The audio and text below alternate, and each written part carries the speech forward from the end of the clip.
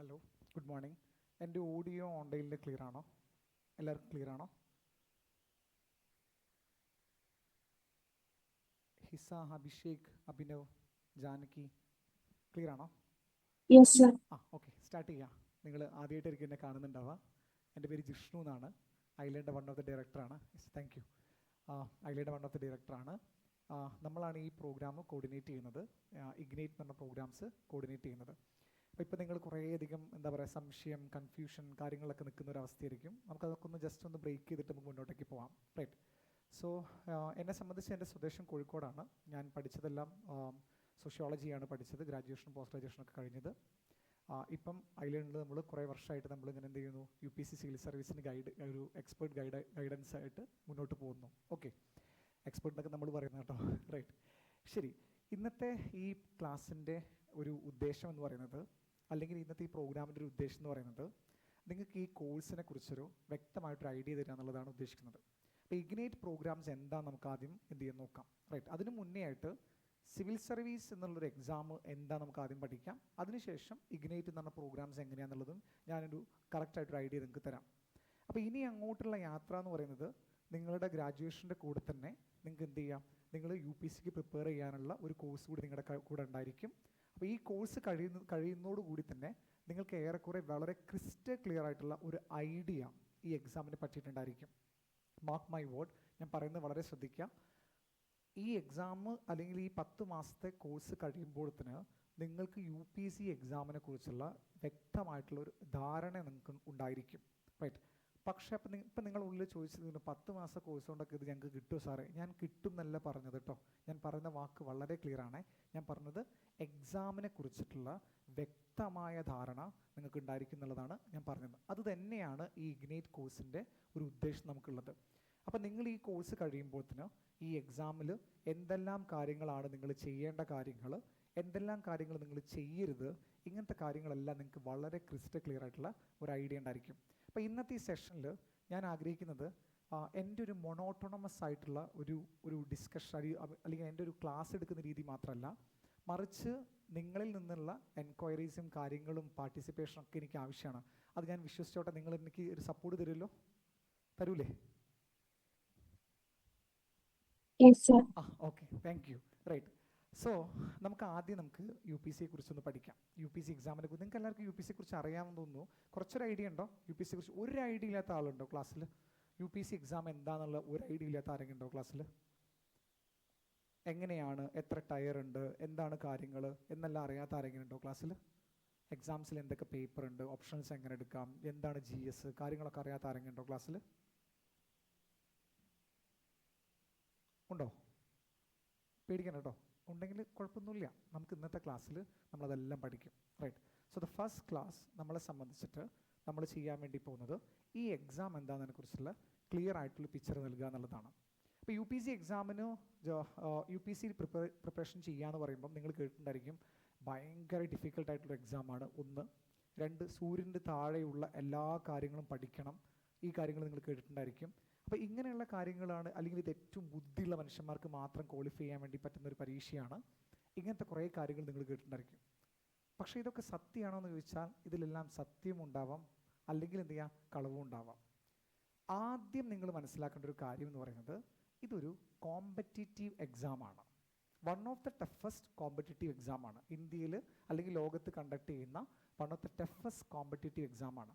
അപ്പോൾ നമുക്ക് എന്താണ് ഈ കോമ്പറ്റീറ്റീവ് എക്സാമും എന്താണ് അക്കാഡമിക് എക്സാം എന്നുള്ളത് ആദ്യം നമുക്ക് അറിയണം. അക്കാഡമിക് എക്സാം എന്ന് പറഞ്ഞു കഴിഞ്ഞാൽ നിങ്ങളിപ്പോൾ കോളേജിൽ പഠിക്കുന്നതാണ് അക്കാഡമിക് എക്സാം എന്ന് പറയുന്നത്. റൈറ്റ്. ഒരു ഡിഗ്രിക്ക് നിങ്ങൾ എന്ത് ചെയ്യുന്നു, നിങ്ങളൊരു ടോപ്പിക്കിനെ കുറിച്ച് ഇൻഡെപ്തായിട്ട് നിങ്ങൾ പഠിച്ചു പോകുന്നു. എന്നാൽ കോമ്പറ്റീറ്റീവ് എക്സാമിൻ്റെ പഠനം എന്ന് പറയുന്നത് ടോട്ടലി ഡിഫറെൻ്റ് ആയിട്ടുള്ളൊരു ഗെയിമാണ്. കോമ്പറ്റീറ്റീവ് എക്സാമിന് ഏറ്റവും ഇമ്പോർട്ടൻ്റ് ആയിട്ട് നമ്മൾ ശ്രദ്ധിക്കേണ്ട കാര്യം എന്ന് പറയുന്നത് അതിൻ്റെ PYQs ശ്രദ്ധിക്കണം. PYQs എന്ന് പറഞ്ഞാൽ പഴയ പ്രീവിയസ് ഇയർ ക്വസ്റ്റ്യൻസ് നന്നായി നോക്കണം. അതിന് കറക്റ്റായിട്ടുള്ള എന്ത് പഠിക്കണം എന്ത് പഠിക്കേണ്ട എന്നുള്ള ഐഡിയ ഉണ്ടായിരിക്കണം. ഈ കാര്യങ്ങൾ ഉണ്ടെങ്കിൽ മാത്രമേ നമുക്ക് എന്ത് ചെയ്യുള്ളൂ, നമുക്കൊരു കോമ്പറ്റീറ്റീവ് എക്സാം ജയിക്കാൻ വേണ്ടി പറ്റുള്ളൂ. സോ ബുദ്ധിയേക്കാളും ഇമ്പോർട്ടൻ്റ് ആയിട്ടുള്ള കാര്യം എന്ന് പറയുന്നത് ഇവിടെ സ്ട്രാറ്റജിയാണ്. ഏത് സ്ട്രാറ്റജിയിലൂടെയാണ് നിങ്ങൾ ഈ എക്സാം പഠിക്കുന്നത് എന്നുള്ളതാണ് ഏറ്റവും ഇമ്പോർട്ടൻ്റ് ആയിട്ടുള്ള കാര്യം. അപ്പോൾ നിങ്ങൾ ചോദിക്കും ബുദ്ധി ഇല്ലാത്തവർക്ക് പറ്റുമോ സാർ? ബുദ്ധി വേണം, ഡെഫിനറ്റ്ലി ബുദ്ധി വേണം. പക്ഷേ എൻ്റെ ഈ ഒരു 6-7 വർഷത്തെ സിവിൽ സർവീസ് പഠിപ്പിക്കുന്നതിൻ്റെ ഭാഗമായുള്ള നോളജിൽ ഞാൻ പറയുകയാണ്, എക്സ്ട്രീംലി ബ്രില്യൻ്റ് ആയിട്ടുള്ള കുട്ടികളല്ല ഈ പരീക്ഷ പാസ്സായിട്ടുള്ളത്. റൈറ്റ്. അങ്ങനെയുള്ളവരും പാസ്സാവാം കേട്ടോ. പക്ഷേ അതേസമയം തന്നെ കൺസിസ്റ്റൻസിയും അതുപോലെ തന്നെ ഹാർഡ് വർക്കും സ്ട്രാറ്റജിയുള്ള കുട്ടികളാണ് ഈ പരീക്ഷ പാസ്സാവുന്നത്. അപ്പോൾ ഓർത്ത് വയ്ക്കുക, നിങ്ങൾക്ക് വലിയ ബുദ്ധിയൊന്നും ആവശ്യമില്ല. പക്ഷേ ഈ എക്സാമിനെ കുറിച്ച് വ്യക്തമായിട്ടുള്ള ധാരണ നിങ്ങൾക്ക് ഉണ്ടായിരിക്കണം. അപ്പോൾ ഏതൊരാൾക്കാണോ ഈ എക്സാമിനെ കുറിച്ച് ക്രിസ്റ്റൽ ക്ലിയർ ആയിട്ടുള്ള ധാരണ ഉള്ളത് അവരാണ് ഈ പരീക്ഷ പാസ്സാവുന്നത്. അപ്പം സിവിൽ സർവീസ് പരീക്ഷ പാസ്സാവാൻ നിങ്ങൾക്ക് ഏറ്റവും ആവശ്യമായിട്ട് വേണ്ടത് ഈ എക്സാമിനെ കുറിച്ച് അറിയാമെന്നുള്ളതാണ്. അപ്പോൾ ഈ എക്സാമിനെ കുറിച്ച് എങ്ങനെയാണ് നമ്മൾ അറിയുക? ഈ എക്സാമിനെ കുറിച്ച് അറിയണമെങ്കിൽ ഇതിൻ്റെ സിലബസ് പഠിക്കണം. 1. 2, ഇതിൻ്റെ PYQs പഠിക്കണം. ക്ലിയർ ആണോ ഞാൻ ഈ പറഞ്ഞത്? മനസ്സിലാവുന്നുണ്ടോ? ക്ലിയർ ആണോ? Yes sir. അപ്പം നിങ്ങൾ ആദ്യം തന്നെ നോട്ട് ചെയ്ത് വെക്കേണ്ട പോയിന്റ്, ഇതൊരു കോമ്പറ്റീറ്റീവ് എക്സാം ആണ്. ഈ കോമ്പറ്റീറ്റീവ് എക്സാമിൽ എന്താ പഠിക്കേണ്ടത്? Syllabus is very very important. 1. Second one എന്ന് പറയുന്നത് PYQs ആർ എന്താണ്, നമുക്ക് എന്ത് ഗോഡോ മദറോ എങ്ങനെ വേണമെങ്കിൽ നമുക്ക് വിളിക്കാം. PYQs ആണ് ഇതിലെ ചാമ്പ്യൻ എന്നുള്ളത് ഓർത്ത് വയ്ക്കാം. അപ്പോൾ PYQs കുറിച്ച് വളരെ വ്യക്തമായിട്ടുള്ള ഐഡിയ ഉണ്ടാവുകയും സിലബസ് മനസ്സിലാക്കുകയും ചെയ്യുന്ന സമയത്താണ് ഓക്കെ ഈ പരീക്ഷയ്ക്ക് ഇത്ര കാര്യങ്ങളാണ് നമ്മൾ പഠിക്കേണ്ടതെന്ന് മനസ്സിലാവുക. അപ്പോൾ നമുക്കൊരു കോൺസെപ്റ്റ് കട്ട് ചെയ്യാം. ഏതാണ്? സൂര്യന് താഴെയുള്ള എല്ലാ കാര്യവും പഠിക്കണം എന്നുള്ള കോൺസെപ്റ്റ് അല്ല. UPSC there are certain areas, അവിടെ നിന്നായിരിക്കും UPSC എന്ത് ചെയ്യുന്നുണ്ടാവുക, കണ്ടിന്യൂസ് ആയിട്ട് ക്വസ്റ്റ്യൻ ചോദിക്കുന്നുണ്ടാവുക. റൈറ്റ്. അല്ലെങ്കിൽ ആ ഒരു ഏരിയയുമായിട്ട് ബന്ധപ്പെട്ടിട്ടായിരിക്കും UPSC ഏറ്റവും കൂടുതൽ എന്ത് ചെയ്യുന്നത്, ഇമ്പോർട്ടൻസ് കൊടുക്കുന്നുണ്ടാവുക. ലാസ്റ്റ് ഒരു 10-year ക്വസ്റ്റ്യൻ പേപ്പർ നമ്മൾ ചെയ്യുന്ന സമയത്ത് നിങ്ങൾ പേടിക്കണം കേട്ടോ. നമ്മുടെ ക്ലാസ്സിൽ നമ്മൾ എന്ത് ചെയ്യുന്നു വെച്ചാൽ നമ്മുടെ ടീച്ചേഴ്സ് തായ്ലൻഡ് ഫാക്കൽറ്റീസ് വന്ന് നിങ്ങൾക്ക് PYQs ഒക്കെ പരിചയപ്പെടുത്തി തരും. അപ്പം നിങ്ങൾക്ക് കറക്റ്റായിട്ട് ലാസ്റ്റ് 10 yearsൽ എങ്ങനെയാണ് ആ ട്രെൻഡ് കാര്യങ്ങളെല്ലാം നിങ്ങൾക്ക് മനസ്സിലാവും കേട്ടോ. അപ്പം ഒബ്വിയസ്ലി നിങ്ങൾക്ക് എന്തുണ്ടായിരിക്കും, സിലബസ് അറിയാൻ വേണ്ടി പറ്റും. പ്ലസ് നിങ്ങൾക്ക് എന്ത് ചെയ്യും, ഈ പറയുന്ന എക്സാമിനെ കുറിച്ചുള്ള ഒരു PYQസിലെല്ലാം തന്നെ നമ്മൾ നോക്കുന്നുണ്ടായിരിക്കും. ഒരു ഐഡിയ നിങ്ങൾക്ക് വളരെ ക്ലിയർ ആയിട്ട് കിട്ടും. സോ ഈ ഐഡിയ ഉണ്ടായിക്കഴിഞ്ഞാൽ നിങ്ങൾക്ക് എന്ത് ചെയ്യാം, എങ്ങനെ പഠിക്കണം എന്നുള്ള സ്ട്രാറ്റജി നമുക്ക് ഡെവലപ്പ് ചെയ്യാൻ വേണ്ടി പറ്റും. അപ്പോൾ അതേപോലെ തന്നെ ഐഡിയ ഉണ്ടായിക്കഴിഞ്ഞാൽ എന്താണ് പഠിക്കേണ്ടത് എന്നുള്ള കാര്യവും ഉണ്ടായിരിക്കും.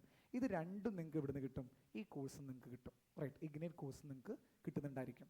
അപ്പോൾ ഒരു കാര്യം ഓർത്ത് വയ്ക്കുക, UPSC സിവിൽ സർവീസിന് പഠിക്കുന്ന ഒരാൾ ഏറ്റവും ഇമ്പോർട്ടൻ്റ് ആയിട്ട് ശ്രദ്ധിക്കേണ്ട കാര്യം എന്ന് പറയുന്നത് അതിൻ്റെ സിലബസ് നിങ്ങൾ പഠിച്ചു വയ്ക്കണം. അതിൻ്റെ PYQസിനെ കുറിച്ചുള്ള വ്യക്തമായ ധാരണ നിങ്ങൾക്ക് ഉണ്ടായിരിക്കണം.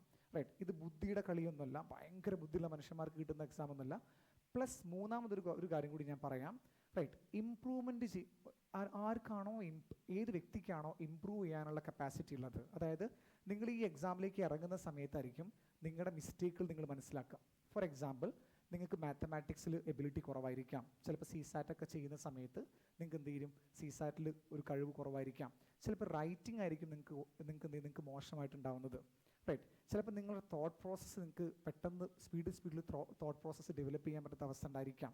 റൈറ്റ്. ചിലപ്പോൾ നിങ്ങളുടെ സംസാരമായിരിക്കും എന്ത് ചെയ്യുന്നുണ്ടാവുക, ബുദ്ധിമുട്ടുണ്ടാവുക. അപ്പം നിങ്ങൾ ഓരോ പ്രശ്നവും നിങ്ങൾ എന്ത് ചെയ്യണം, നോട്ട് ചെയ്ത് വെക്കണം. എന്തിനാണ് നോട്ട് ചെയ്ത് വെക്കുന്നത്? അത് ഇമ്പ്രൂവ് ചെയ്യാൻ നിങ്ങൾ നോക്കണം. ഫോർ എക്സാമ്പിൾ, ഇപ്പം CSATൽ നിങ്ങൾക്ക് ഭയങ്കര മാത്തമാറ്റിക്കൽ എബിലിറ്റി ഭയങ്കര കുറവാണെന്ന് വിചാരിക്കുക. നിങ്ങൾ എന്ത് ചെയ്യണം? മാത്തമാറ്റിക്കൽ എബിലിറ്റി ഇൻക്രീസ് ചെയ്യാൻ നോക്കണം. റൈറ്റ്.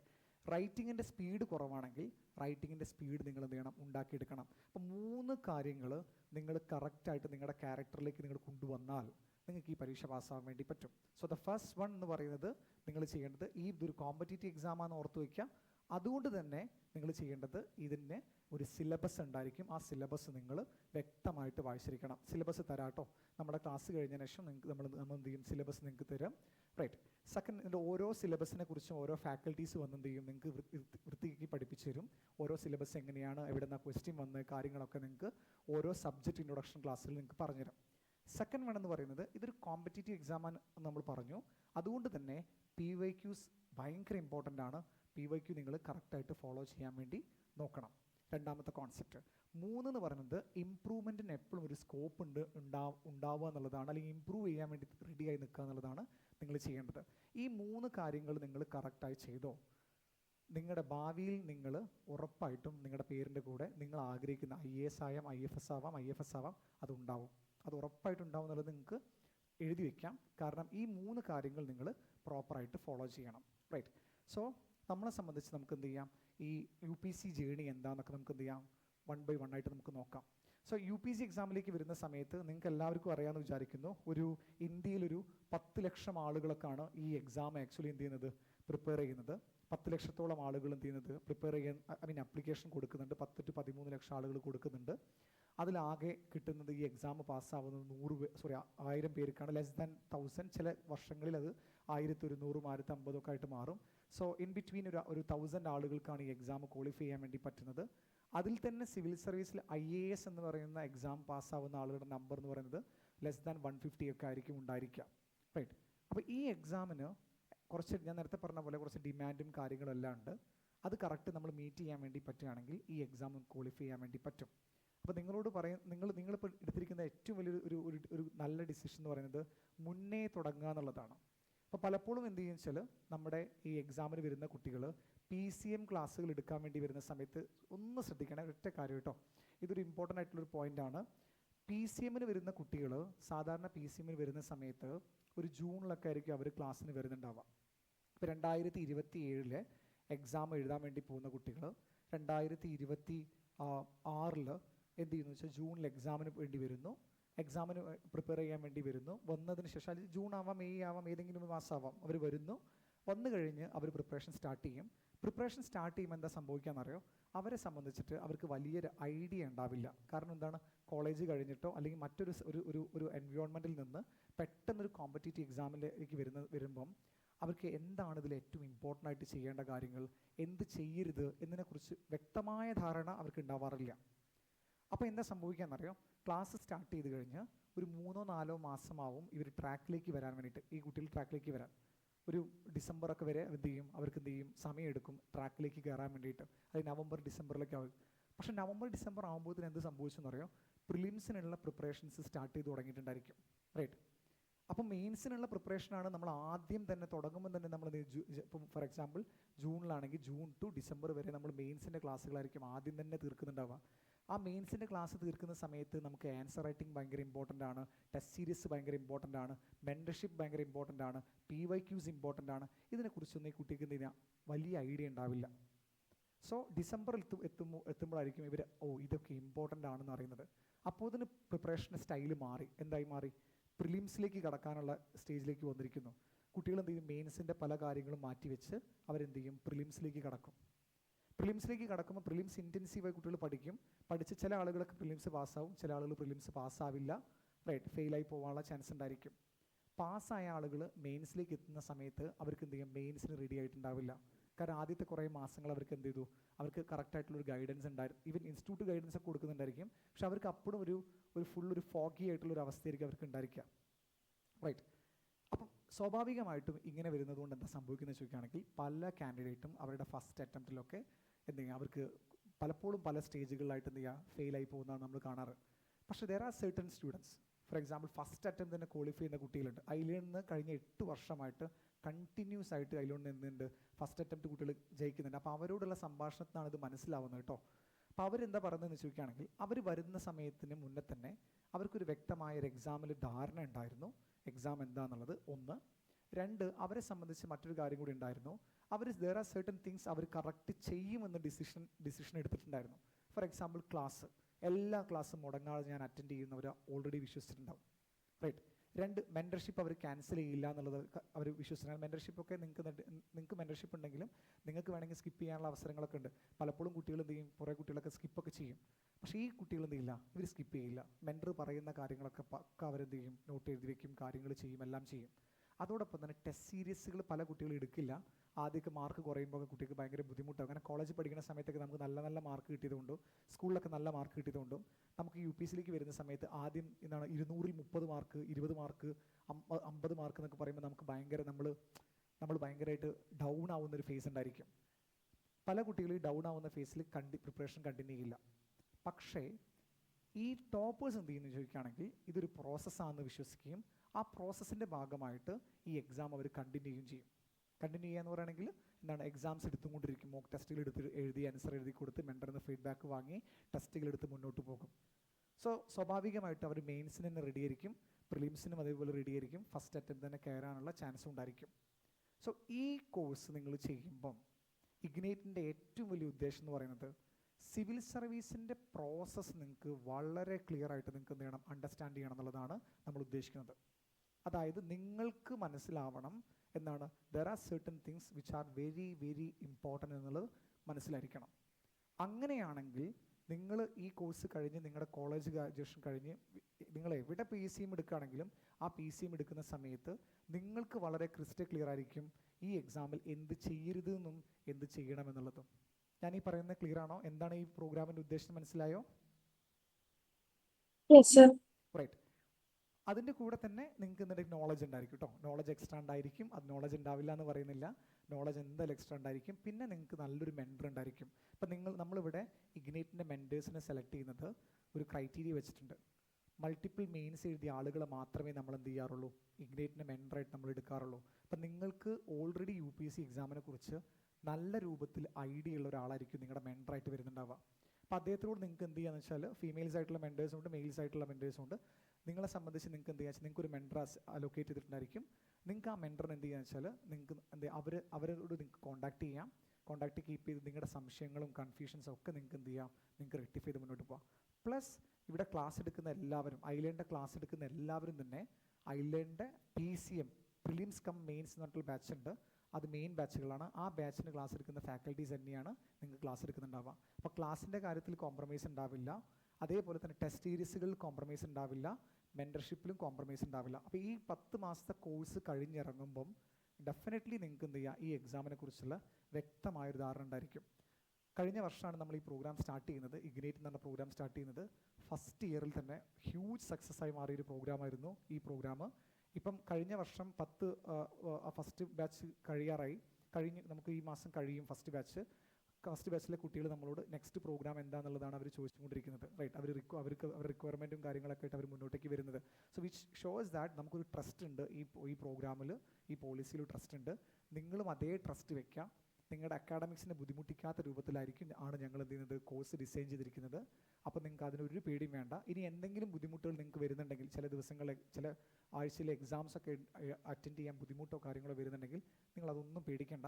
നിങ്ങളുടെ മെൻറ്ററിനോട് നിങ്ങൾക്ക് ഫ്രീ ആയി നിങ്ങൾക്ക് സംസാരിച്ച് നിങ്ങൾക്ക് എന്ത് ചെയ്യാം, കാര്യങ്ങൾ കൺവേ ചെയ്യാം കേട്ടോ. സോ നമുക്ക് ഇനി ഞാൻ കൂടുതൽ പറയുന്നില്ല. ഞാൻ എന്ത് ചെയ്യുന്നത് വെച്ചാൽ ഞാൻ ഈ നമ്മുടെ UPC എക്സാമിനെ കുറിച്ചുള്ള ഒരു വ്യക്തമായ ഒരു ഐഡിയ നിങ്ങൾക്ക് തരാം. എന്തൊക്കെയാണ് UPC എക്സാം, എങ്ങനെയാണെന്നുള്ള കാര്യങ്ങളൊക്കെ ഞാൻ ഒരു ഐഡിയ നിങ്ങൾക്ക് തരാം. സോ UPC എക്സാമിന് ഒരു കുട്ടി പ്രിപ്പയർ ചെയ്യുമ്പം എന്തിനാണ് UPC എക്സാമിന് പ്രിപ്പയർ ചെയ്യുന്നുള്ളതാണ് വലിയ ക്വസ്റ്റ്യൻ ഉള്ളത്, റൈറ്റ്. എന്തുകൊണ്ടാണ് നിങ്ങൾ UPC എക്സാമിന് പ്രിപ്പയർ ചെയ്യുന്നത്? എനിക്ക് 2-3 ആളുകളുടെ ആൻസർ പറയാൻ വേണ്ടി പറ്റും. നിങ്ങൾക്ക് ബുദ്ധിമുട്ടില്ലാണെങ്കിൽ ആൻസർ പറയാൻ വേണ്ടി പറ്റും. എന്തുകൊണ്ടാണ് നിങ്ങൾ UPC അറ്റംപ്റ്റ് ചെയ്യാമെന്ന് വിചാരിച്ചത്? 1-2 ആളുകൾ എനിക്ക് ജസ്റ്റ് നിങ്ങളുടെ ഒരു പാഷൻ ഒന്ന് പറയുമോ? എന്തുകൊണ്ടാണ് നിങ്ങൾ UPC അറ്റൻഡ് ചെയ്യാൻ വിചാരിച്ചത്?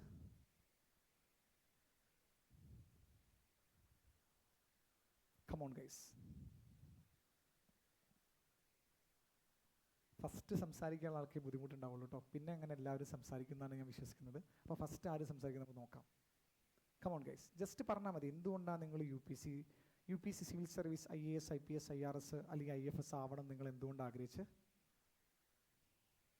ഒരു ഡൈവേഴ്സ് എക്സ്പോഷർ കിട്ടുന്ന ഒരു സർവീസ് ആണ്. എന്നോട് സംസാരിക്കുന്ന ആരായിരുന്നു? ഞാൻ പെട്ടെന്ന് കാണുന്നില്ല. പേരാരാ? Hisa. Hisa. Thank you Hisa. Diverse ആയിട്ടുള്ള ഒരു എക്സ്പോഷർ കിട്ടാൻ വേണ്ടിയിട്ടാണ്. എക്സലൻറ്റ്. ദെൻ വേറെ ആരെങ്കിലും?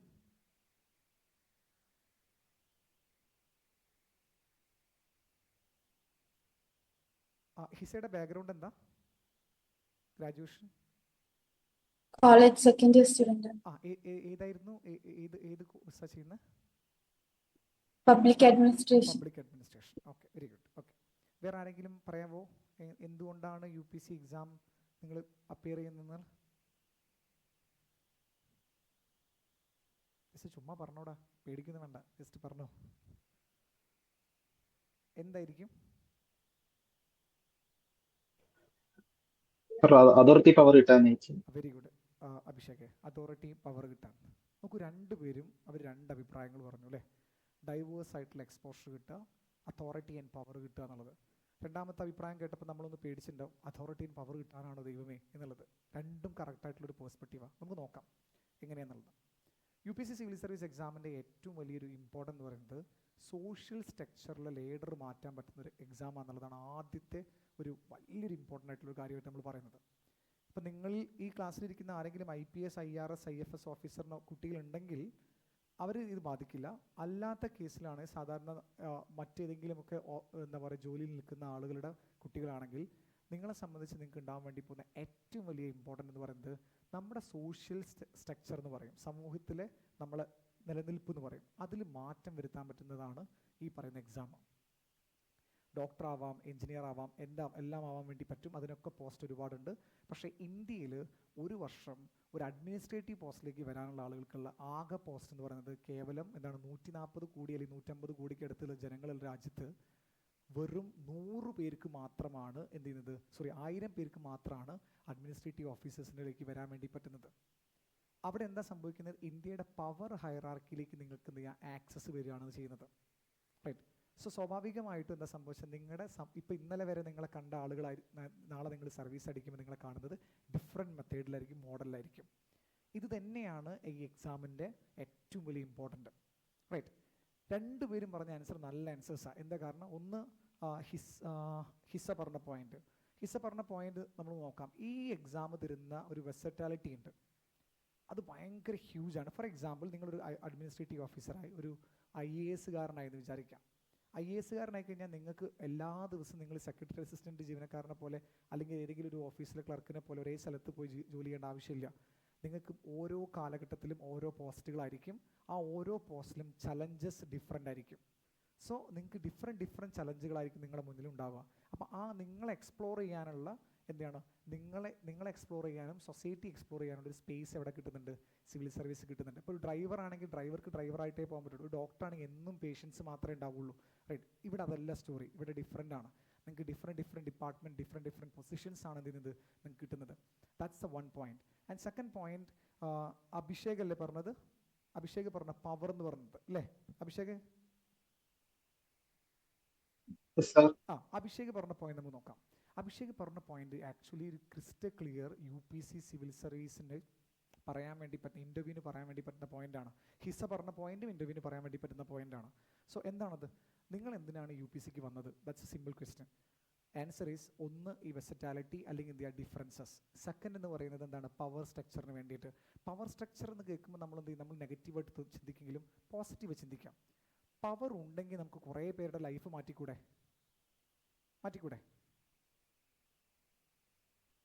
പോസിറ്റീവായിട്ട് മാറ്റിക്കൂടെ കുറേ പേരുടെ ലൈഫ്? ഇപ്പം നിങ്ങളൊരു പഞ്ചായത്ത് പ്രസിഡൻ്റാണെന്ന് വിചാരിക്കുക. റൈറ്റ്. നിങ്ങൾക്ക് ഒരു പവർ അവിടെ ഉണ്ട്. റൈറ്റ്. പക്ഷെ നിങ്ങളൊരു ഇന്ത്യൻ പ്രസിഡൻ്റാണെന്ന് വിചാരിക്കുക, അല്ലെങ്കിൽ ഇന്ത്യൻ പ്രൈം മിനിസ്റ്ററാണെന്ന് വിചാരിക്കുക. രണ്ട് പൊളിറ്റിക്കൽ അതോറിറ്റി ഞാൻ പറഞ്ഞത്. റൈറ്റ്. എക്സിക്യൂട്ടീവ്സിൻ്റെ കേസിലേക്ക് വരുന്ന സമയത്ത്, എക്സിക്യൂട്ടീവ്സിൻ്റെ കേസിലേക്ക് വരുന്ന സമയത്ത് ഒരു സെക്രട്ടറിയോ അല്ലെങ്കിൽ ഒരു പഞ്ചായത്ത് സെക്രട്ടറിയും അതേസമയം ക്യാബിനറ്റ് സെക്രട്ടറി അല്ലെങ്കിൽ ഒരു കളക്ടർ എന്ന് പറഞ്ഞ വ്യക്തി, അവരുടെയൊക്കെ പെന്നിന് ഭയങ്കര വാല്യൂ ഉണ്ട്. സോ സ്വാഭാവികമായിട്ടും എന്താ സംഭവം എന്ന് വെച്ചാൽ ആളുകളുടെ ലൈഫിനെ ഭയങ്കരമായിട്ട് ചേഞ്ച് ചെയ്യാനുള്ള കപ്പാസിറ്റി എന്തിനുണ്ട്, ഈ എക്സാമിനുണ്ട് എന്നുള്ളതാണ്. നമ്മൾ പോസിറ്റീവായിട്ട് ചിന്തിച്ചാൽ മതി, പോസിറ്റീവായിട്ട് മാറ്റാൻ പറ്റുന്നുണ്ട്.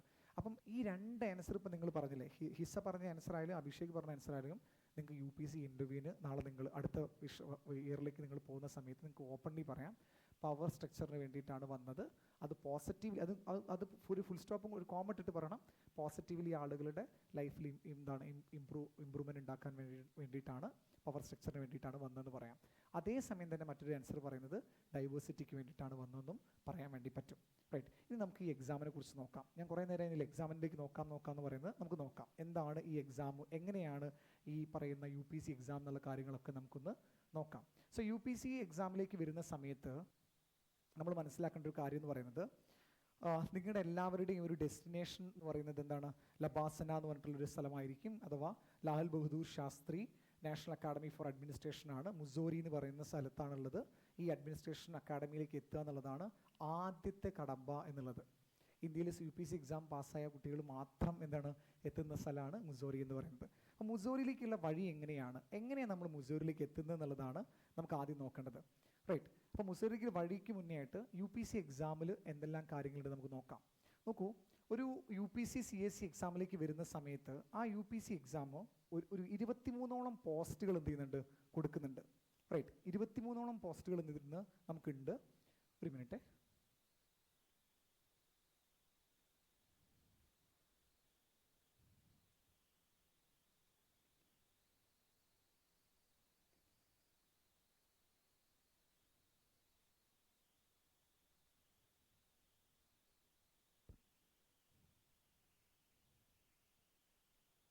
ഒരു 23ഓളം പോസ്റ്റുകളാണ് ആക്ച്വലി UPSC നടത്തുന്ന ഈ CSE എക്സാമിൽ ഉള്ളത്.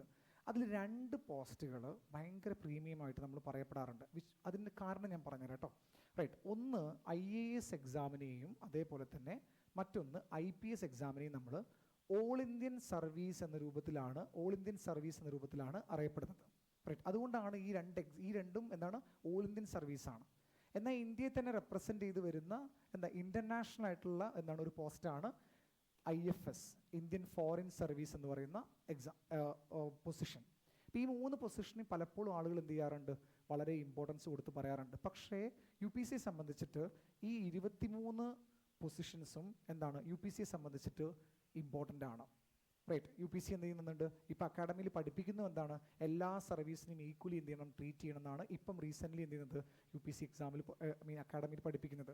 റൈറ്റ്, പക്ഷേ നമ്മളെ കോമൺ മാനിൻ്റെ ഉള്ളിൽ എന്തുണ്ടാവാറുണ്ട്, കോമൺ ഹ്യൂമൻസിൻ്റെ ഉള്ളിൽ എന്തുണ്ടാവാറുണ്ട്, നമുക്ക് IAS IPS IFSനോടാണ് കുറേ കൂടി പ്രീമിയം ഉണ്ടാകുന്നത്. അതിനുശേഷവും കുറേ സർവീസുകളുണ്ട്. ഫോർ എക്സാമ്പിൾ പറയുകയാണെങ്കിൽ IAS ഉണ്ട്, ഇതിനെ വിളിക്കുന്നത് Indian audit and account service എന്നാണ്. ഇന്ത്യയിലെ ഓഡിറ്റും അക്കൗണ്ട്സും ഒക്കെ ചെയ്യുന്നത് എന്ത് ചെയ്യുക, കമ്പനികളുടെയും ഗവൺമെൻറ്റിൻ്റെയൊക്കെ ഓഡിറ്റ് എല്ലാം ചെയ്യുന്നത് എന്താണ്, ഈ സർവീസാണ്. ഈ സർവീസിൻ്റെ പ്രത്യേകത എന്താണെന്നറിയോ, പൊളിറ്റിക്കൽ കറപ്ഷൻ അല്ലെങ്കിൽ ഇൻ്റർഫിയറൻസ് 0 ആയിട്ടുള്ള ഒരു ഡിപ്പാർട്ട്മെൻറ്റാണ്. കാരണം ആരുടെ കീഴിലാണ് വരുന്നതെന്നറിയോ, പ്രസിഡൻറ്റിൻ്റെ തൊട്ട് കീഴിലാണ് എന്ത് ഈ IAS ഓഫീസേഴ്സ് എല്ലാം വരുന്നത്. ഓഡിറ്റിൻ്റെ ആളുകളെല്ലാം വരുന്നത് പ്രസിഡൻറ്റിൻ്റെ തൊട്ട് കീഴിലാണ് വരുന്നത്. അതുകൊണ്ട് ഇവിടെ മിനിസ്റ്റീരിയൽ ഇൻഫ്ലുവൻസ് കുറവായിട്ടുള്ള ഒരു സർവീസാണ്. റൈറ്റ്, കഴിഞ്ഞതിൻ്റെ മുന്നത്തെ വർഷം നമ്മുടെ ഒരു സ്റ്റുഡൻ്റ് ഉണ്ട്, ആനി എന്ന് പറയും, ആനി ജോർജ്. ആനി IASലാണ് കയറിയിട്ടുണ്ടായിരുന്നത്. ആനിക്ക് ഏറ്റവും ആഗ്രഹവും IAS ഒന്നല്ലായിരുന്നു, IAS ആയിരുന്നു ഏറ്റവും കൂടുതൽ ആഗ്രഹം ഉണ്ടായിരുന്നത്. പിന്നെ വരുന്ന 2 സർവീസുകളുണ്ട്. ഒന്ന് IRS എന്നാണ് ആ സർവീസിൻ്റെ പേര്. IRS സർവീസിനെ 2ആയിട്ട് മാറ്റിയിട്ടുണ്ട്. ഒന്ന് റവന്യൂ ആയിട്ടും കസ്റ്റംസ് അതുപോലെ തന്നെ സെൻട്രൽ എക്സൈസ് ആയിട്ടും മാറ്റിയിട്ടുണ്ട്. അപ്പോൾ IRS 2 different type of IRS ഉണ്ട്. ഒന്ന് ഇന്ത്യൻ റവന്യൂ സർവീസും ഉണ്ട്. ആ ഇന്ത്യൻ റവന്യൂ സർവീസ് തന്നെ കസ്റ്റംസ് ആൻഡ് സെൻട്രൽ എക്സൈസ് ഉണ്ട് എന്നുള്ളത് ഓർത്ത് വയ്ക്കാം. റൈറ്റ്, ദെൻ നെക്സ്റ്റ് വൺ വരുന്നത് IRMS ആണ്. ഇപ്പം ഇന്ത്യയിൽ ഒരു ഹോട്ട് സബ്ജക്റ്റായിട്ടും കൊണ്ട് നിൽക്കുന്ന അല്ലെങ്കിൽ ഡിപ്പാർട്ട്മെൻറ്റായി നിൽക്കുന്ന ഒരു ഗ്രൂപ്പാണ് ഈ IRMS എന്നുള്ള group. Indian railway management service എന്നാണ് അവർ വിളിക്കുന്നത്. ഇന്ത്യയിലെ റെയിൽവേ മാനേജ്മെൻറ്റ് എല്ലാം ചെയ്യുന്നത്, റെയിൽവേയുടെ എല്ലാ കാര്യങ്ങളും എന്ത് ചെയ്യുന്നത്, കൺട്രോൾ ചെയ്യുന്നത് ഈ ഗ്രൂപ്പ് A ഓഫീസേഴ്സാണ്. സിവിൽ സർവീസ് എക്സാം കഴിഞ്ഞ് വരുന്ന IRMS ഓഫീസേഴ്സാണ് ഉള്ളത്. റൈറ്റ്, IRMS തന്നെ ഡിഫറെൻ്റ് ആയിട്ടുള്ള സർവീസുകളുണ്ട് എന്നുള്ളത് ഒന്ന് ഓർത്ത് വയ്ക്കാം. പിന്നെ സിവിൽ അക്കൗണ്ട് ഓർഗനൈസേഷൻ എന്ന് പറഞ്ഞിട്ടുള്ള ഒരു സർവീസ് ഉണ്ട്. ഇന്ത്യൻ സിവിൽ അക്കൗണ്ട് സർവീസ് എന്ന് പറഞ്ഞിട്ടൊരു സർവീസ് ഉണ്ട്. അക്കൗണ്ട്സും കാര്യങ്ങളുമാണ് ഇവർ ഡീൽ ചെയ്യുന്നത്.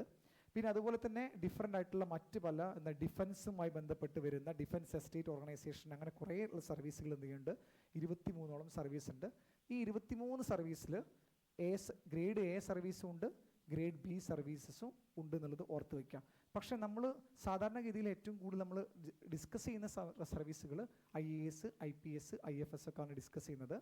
പക്ഷെ അതേസമയം തന്നെ IASഉം IRSഉം IRMSഉം എല്ലാം തന്നെ ഇന്ത്യയിലെ പ്രീമിയം സർവീസ് ആണെന്നുള്ളത് നിങ്ങൾ എന്ത് ചെയ്യണം, ഒന്ന് ഓർത്ത് വയ്ക്കണം കേട്ടോ. റൈറ്റ്, ഇത്രയാണ് നമുക്ക് എന്ത് ചെയ്യാം, സർവീസ് 23ഓളം സർവീസ് ഉണ്ടെന്ന് ഓർത്ത് വയ്ക്കാം. നിങ്ങളിൽ ഇത് പലരും ആഗ്രഹിക്കുന്ന സർവീസ് എന്ന് പറയുന്നത് ഈ 3 സർവീസ് ആയിരിക്കും നിങ്ങൾ ആഗ്രഹിക്കുന്നുണ്ടായിരിക്കുക. റൈറ്റ്, പക്ഷേ ഈ സർവീസുകളെല്ലാം തന്നെ നല്ല സർവീസുകളാണെന്നുള്ളത് ഒന്ന് ഓർത്ത് വയ്ക്കാം. റൈറ്റ്, ഇനി നമ്മളെ സംബന്ധിച്ച് നമുക്ക് അറിയേണ്ടത് എന്താണ് ഈ എക്സാമിൻ്റെ എലിജിബിലിറ്റി എന്ന് അറിയണം. UPSC എക്സാം എഴുതാൻ വേണ്ടി പോകുന്നൊരു കുട്ടി ആദ്യം അറിയേണ്ട ഒരു കാര്യം എലിജിബിലിറ്റിയാണ്. അപ്പം നിങ്ങൾക്ക് 4 പ്രധാനപ്പെട്ട എലിജിബിലിറ്റി ക്രൈറ്റീരിയാസ് ഉണ്ട്, 4 എണ്ണം. ഈ 4 പ്രധാനപ്പെട്ട ക്രൈറ്റീരിയ എന്ന് പറയുമ്പം ശ്രദ്ധിക്കേണ്ട കാര്യം ഇത്രയാണ്.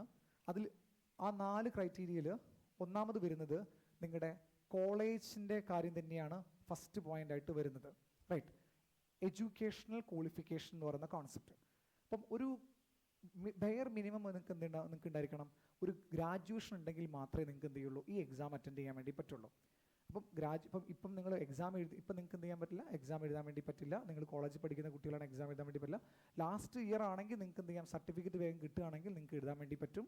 അല്ലാത്ത കേസിൽ എന്ത് ചെയ്യുന്നത് വെച്ചാൽ നിങ്ങൾക്ക് ഇപ്പം നിങ്ങൾക്ക് എന്ത് ചെയ്യാൻ പറ്റില്ല, എക്സാം എഴുതാൻ വേണ്ടി പറ്റില്ല. അപ്പം എലിജിബിലിറ്റി ക്രൈറ്റീരിയയിലെ ഫസ്റ്റ് എലിജിബിലിറ്റി ക്രൈറ്റീരിയ എന്ന് പറയുന്നത് എഡ്യൂക്കേഷൻ ക്വാളിഫിക്കേഷൻ ആണ്. മിനിമം ഒരു ഡിഗ്രി നിങ്ങൾക്ക് ഉണ്ടായിരിക്കണം. ദാറ്റ്സ് എ ഫസ്റ്റ് എലിജിബിലിറ്റി എന്ന് പറയുന്നത്. സോ എലിജിബിലിറ്റിയെ സംബന്ധിച്ചിട്ട് നിങ്ങൾക്ക് എന്ത് ചെയ്യണം, നിങ്ങൾക്കൊരു എഡ്യൂക്കേഷൻ ക്വാളിഫിക്കേഷൻ ഗ്രാജുവേറ്റ് ഡിഗ്രി നിങ്ങൾക്ക് ഉണ്ടായിരിക്കണം. റൈറ്റ്, ക്ലിയർ ആണല്ലോ ഞാൻ ഈ പറയുന്നത്. സെക്കൻഡ് വൺ നമ്മൾ പറയുന്നത് ഏറ്റവും ഇമ്പോർട്ടൻ്റ് ആയിട്ടുള്ള മറ്റൊരു കോൺസെപ്റ്റാണ് നാഷണാലിറ്റി എന്നുള്ള കോൺസെപ്റ്റ്. റൈറ്റ്, നമ്മുടെ ഈ എക്സാം സിവിൽ സർവീസ് എക്സാം ഇന്ത്യക്കാർ മാത്രമല്ല എഴുതുന്നത്. ഇന്ത്യക്ക് പുറമെ എന്ത് ചെയ്യുന്നുണ്ട്, 2 മറ്റ് കാറ്റഗറി രാജ്യത്തുള്ള ആളുകളും എഴുതുന്നുണ്ട്. എവിടെയെന്ന് അറിയോ, ഭൂട്ടാനും അതുപോലെ തന്നെ നേപ്പാളിലെ ആളുകളും എന്ത് ചെയ്യുന്നുണ്ട്, നമ്മുടെ ഈ എക്സാം എഴുതുന്നുണ്ട്. റൈറ്റ്, പക്ഷേ അവർക്ക് എന്ത് എഴുതാൻ വേണ്ടി പറ്റില്ല, 3 പോസ്റ്റ് അവർക്ക് കൊടുക്കില്ല. IAS, IPS, IFS പോസ്റ്റുകൾ എന്ത് ചെയ്യില്ല, പോസ്റ്റിലെ ട്രെയിനിങ് ആർക്ക് കൊടുക്കില്ല, ഇവർക്ക് കൊടുക്കാറില്ല. ഗവൺമെൻറ് ഓഫ് ഇന്ത്യ എന്ത് ചെയ്യുക, IAS, IPS, IFS ട്രെയിനിങ് എന്ത് ചെയ്യാറില്ല, ഭൂട്ടാനിലെയും നേപ്പാളിലെയും ആളുകൾ എന്ത് ചെയ്യുക, എക്സാം എഴുതി കഴിഞ്ഞാൽ അവർക്ക് കൊടുക്കാറില്ല, ആ പൊസിഷൻ കൊടുക്കാറില്ല. റൈറ്റ്, അപ്പം എന്താ അതിൻ്റെ ബേസിക് സംഭവം എന്ന് ചോദിച്ചാൽ നമ്മൾ ഇന്ത്യൻ സിറ്റിസൺ ആയിരിക്കണം എന്നുള്ളതാണ്. സിറ്റിസൺ ഓഫ് ഇന്ത്യ ആയിരിക്കണം എന്നുള്ള രണ്ടാമത്തെ കാറ്റഗറി. അപ്പോൾ ആദ്യം ഒരു ഗ്രാജുവേഷൻ ഉണ്ടായിരിക്കണം, 2 നിങ്ങളൊരു ഇന്ത്യൻ സിറ്റിസൺ ആയിരിക്കണം. ഇന്ത്യൻ സിറ്റിസൺ ആണെങ്കിൽ നിങ്ങൾക്ക് 23 എക്സാംസ് നിങ്ങൾക്ക് എന്ത് ചെയ്യാൻ പറ്റും, പോസ്റ്റ് നിങ്ങൾക്ക് എന്ത് ചെയ്യാം, അപ്പിയർ ചെയ്യാം. പക്ഷേ അതേസമയം തന്നെ നേപ്പാളിലും ഭൂട്ടാനും ഉള്ള ആളുകൾക്ക് എന്ത് ചെയ്യുന്നുണ്ട്, ചില നോട്ടിഫിക്കേഷൻ കൊടുത്ത് ഈ എക്സാം എഴുതാൻ വേണ്ടി പറയാറുണ്ട്. പക്ഷെ അവർക്ക് എന്ത് ചെയ്യില്ല, അവരെ ഈ പറയുന്ന എക്സാമിലേക്കൊന്നും എന്ത് ചെയ്യില്ല, അക്സെപ്റ്റ്. നിങ്ങൾ ഇതിനെക്കുറിച്ച് അറിയണ്ട, ജസ്റ്റ് ഒന്ന് ഓർത്ത് വെച്ചാൽ മതി ഇങ്ങനെ ഒരു കാര്യം ഉണ്ട് എന്നുള്ളത്. നെക്സ്റ്റ് വൺ എന്ന് പറയുന്നത് ഏജ് ലിമിറ്റ് ആണ്. ഏജ് ലിമിറ്റ്, നിങ്ങൾ 21 വയസ്സായാൽ മാത്രമേ നിങ്ങൾക്ക് എന്ത് ചെയ്യാൻ വേണ്ടി പറ്റുള്ളൂ, നിങ്ങൾക്ക് ഈ എക്സാം അപ്പിയർ ചെയ്യാൻ വേണ്ടി പറ്റുള്ളൂ. സോ ഏജ് ലിമിറ്റ് എന്ന് പറയുന്നത് 21 ഇയർ ആണ്. 21 വയസ്സായെങ്കിൽ നിങ്ങൾക്ക് എന്ത് ചെയ്യാം, ഈ എക്സാമിൽ നിങ്ങൾക്ക് അപ്പിയർ ചെയ്യാൻ വേണ്ടി പറ്റും. റൈറ്റ്, 21 വയസ്സല്ല എന്നുണ്ടെങ്കിൽ നിങ്ങൾക്ക് അപ്പിയർ ചെയ്യാൻ വേണ്ടി പറ്റില്ല. പക്ഷെ അതേ സമയം തന്നെ നമുക്ക് 2 കാര്യങ്ങളുണ്ട്. ഏജ് ലിമിറ്റിൻ്റെ കൂടെ തന്നെ മറ്റൊരു കാര്യം എന്ന് പറയുന്നത് നമുക്ക് ഒരു അപ്പർ കട്ട് ഏജും ഉണ്ട്, ലോവർ കേസ് ഏജും ഉണ്ട്.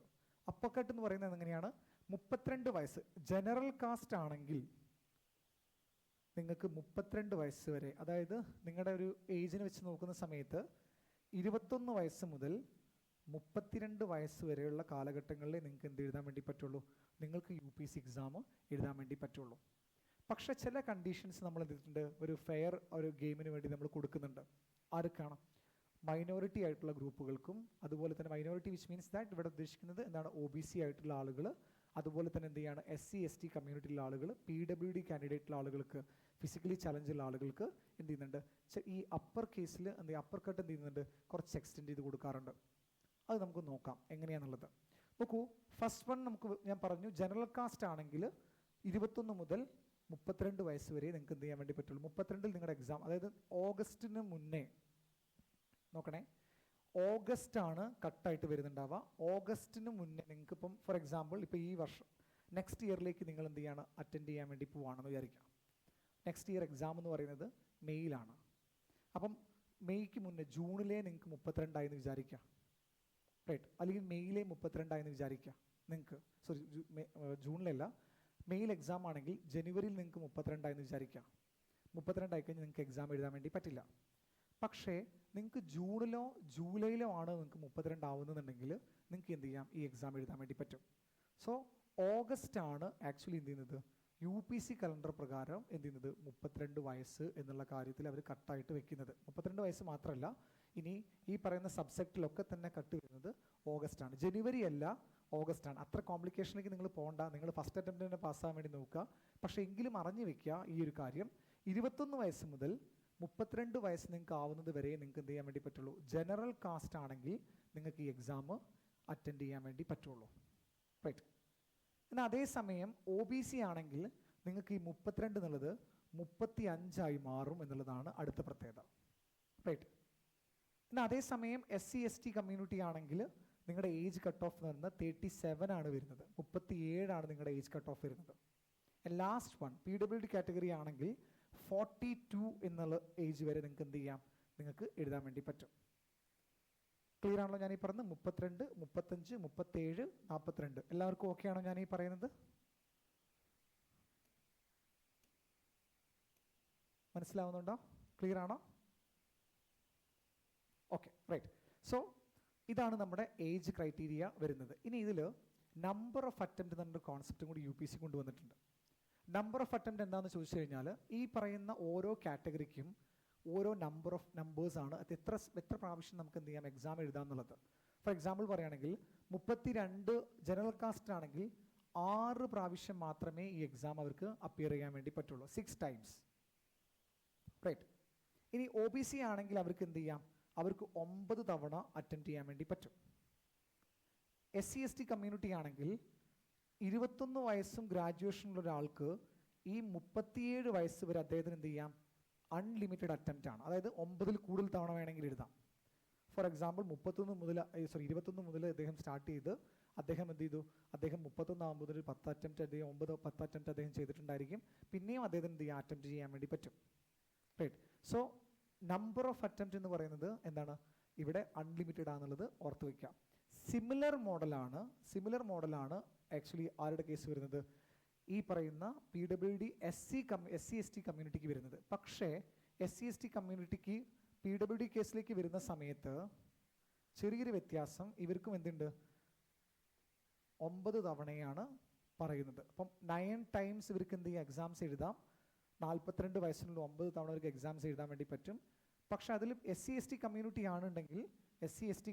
ആണെങ്കിൽ അവർക്ക് 42 വയസ്സ് വരെ, 21 to 42 വയസ്സ് വരെ അവർക്ക് എന്ത് ചെയ്യാൻ പറ്റും, എക്സാംസിന് അപ്പിയർ ചെയ്യാൻ വേണ്ടി പറ്റും.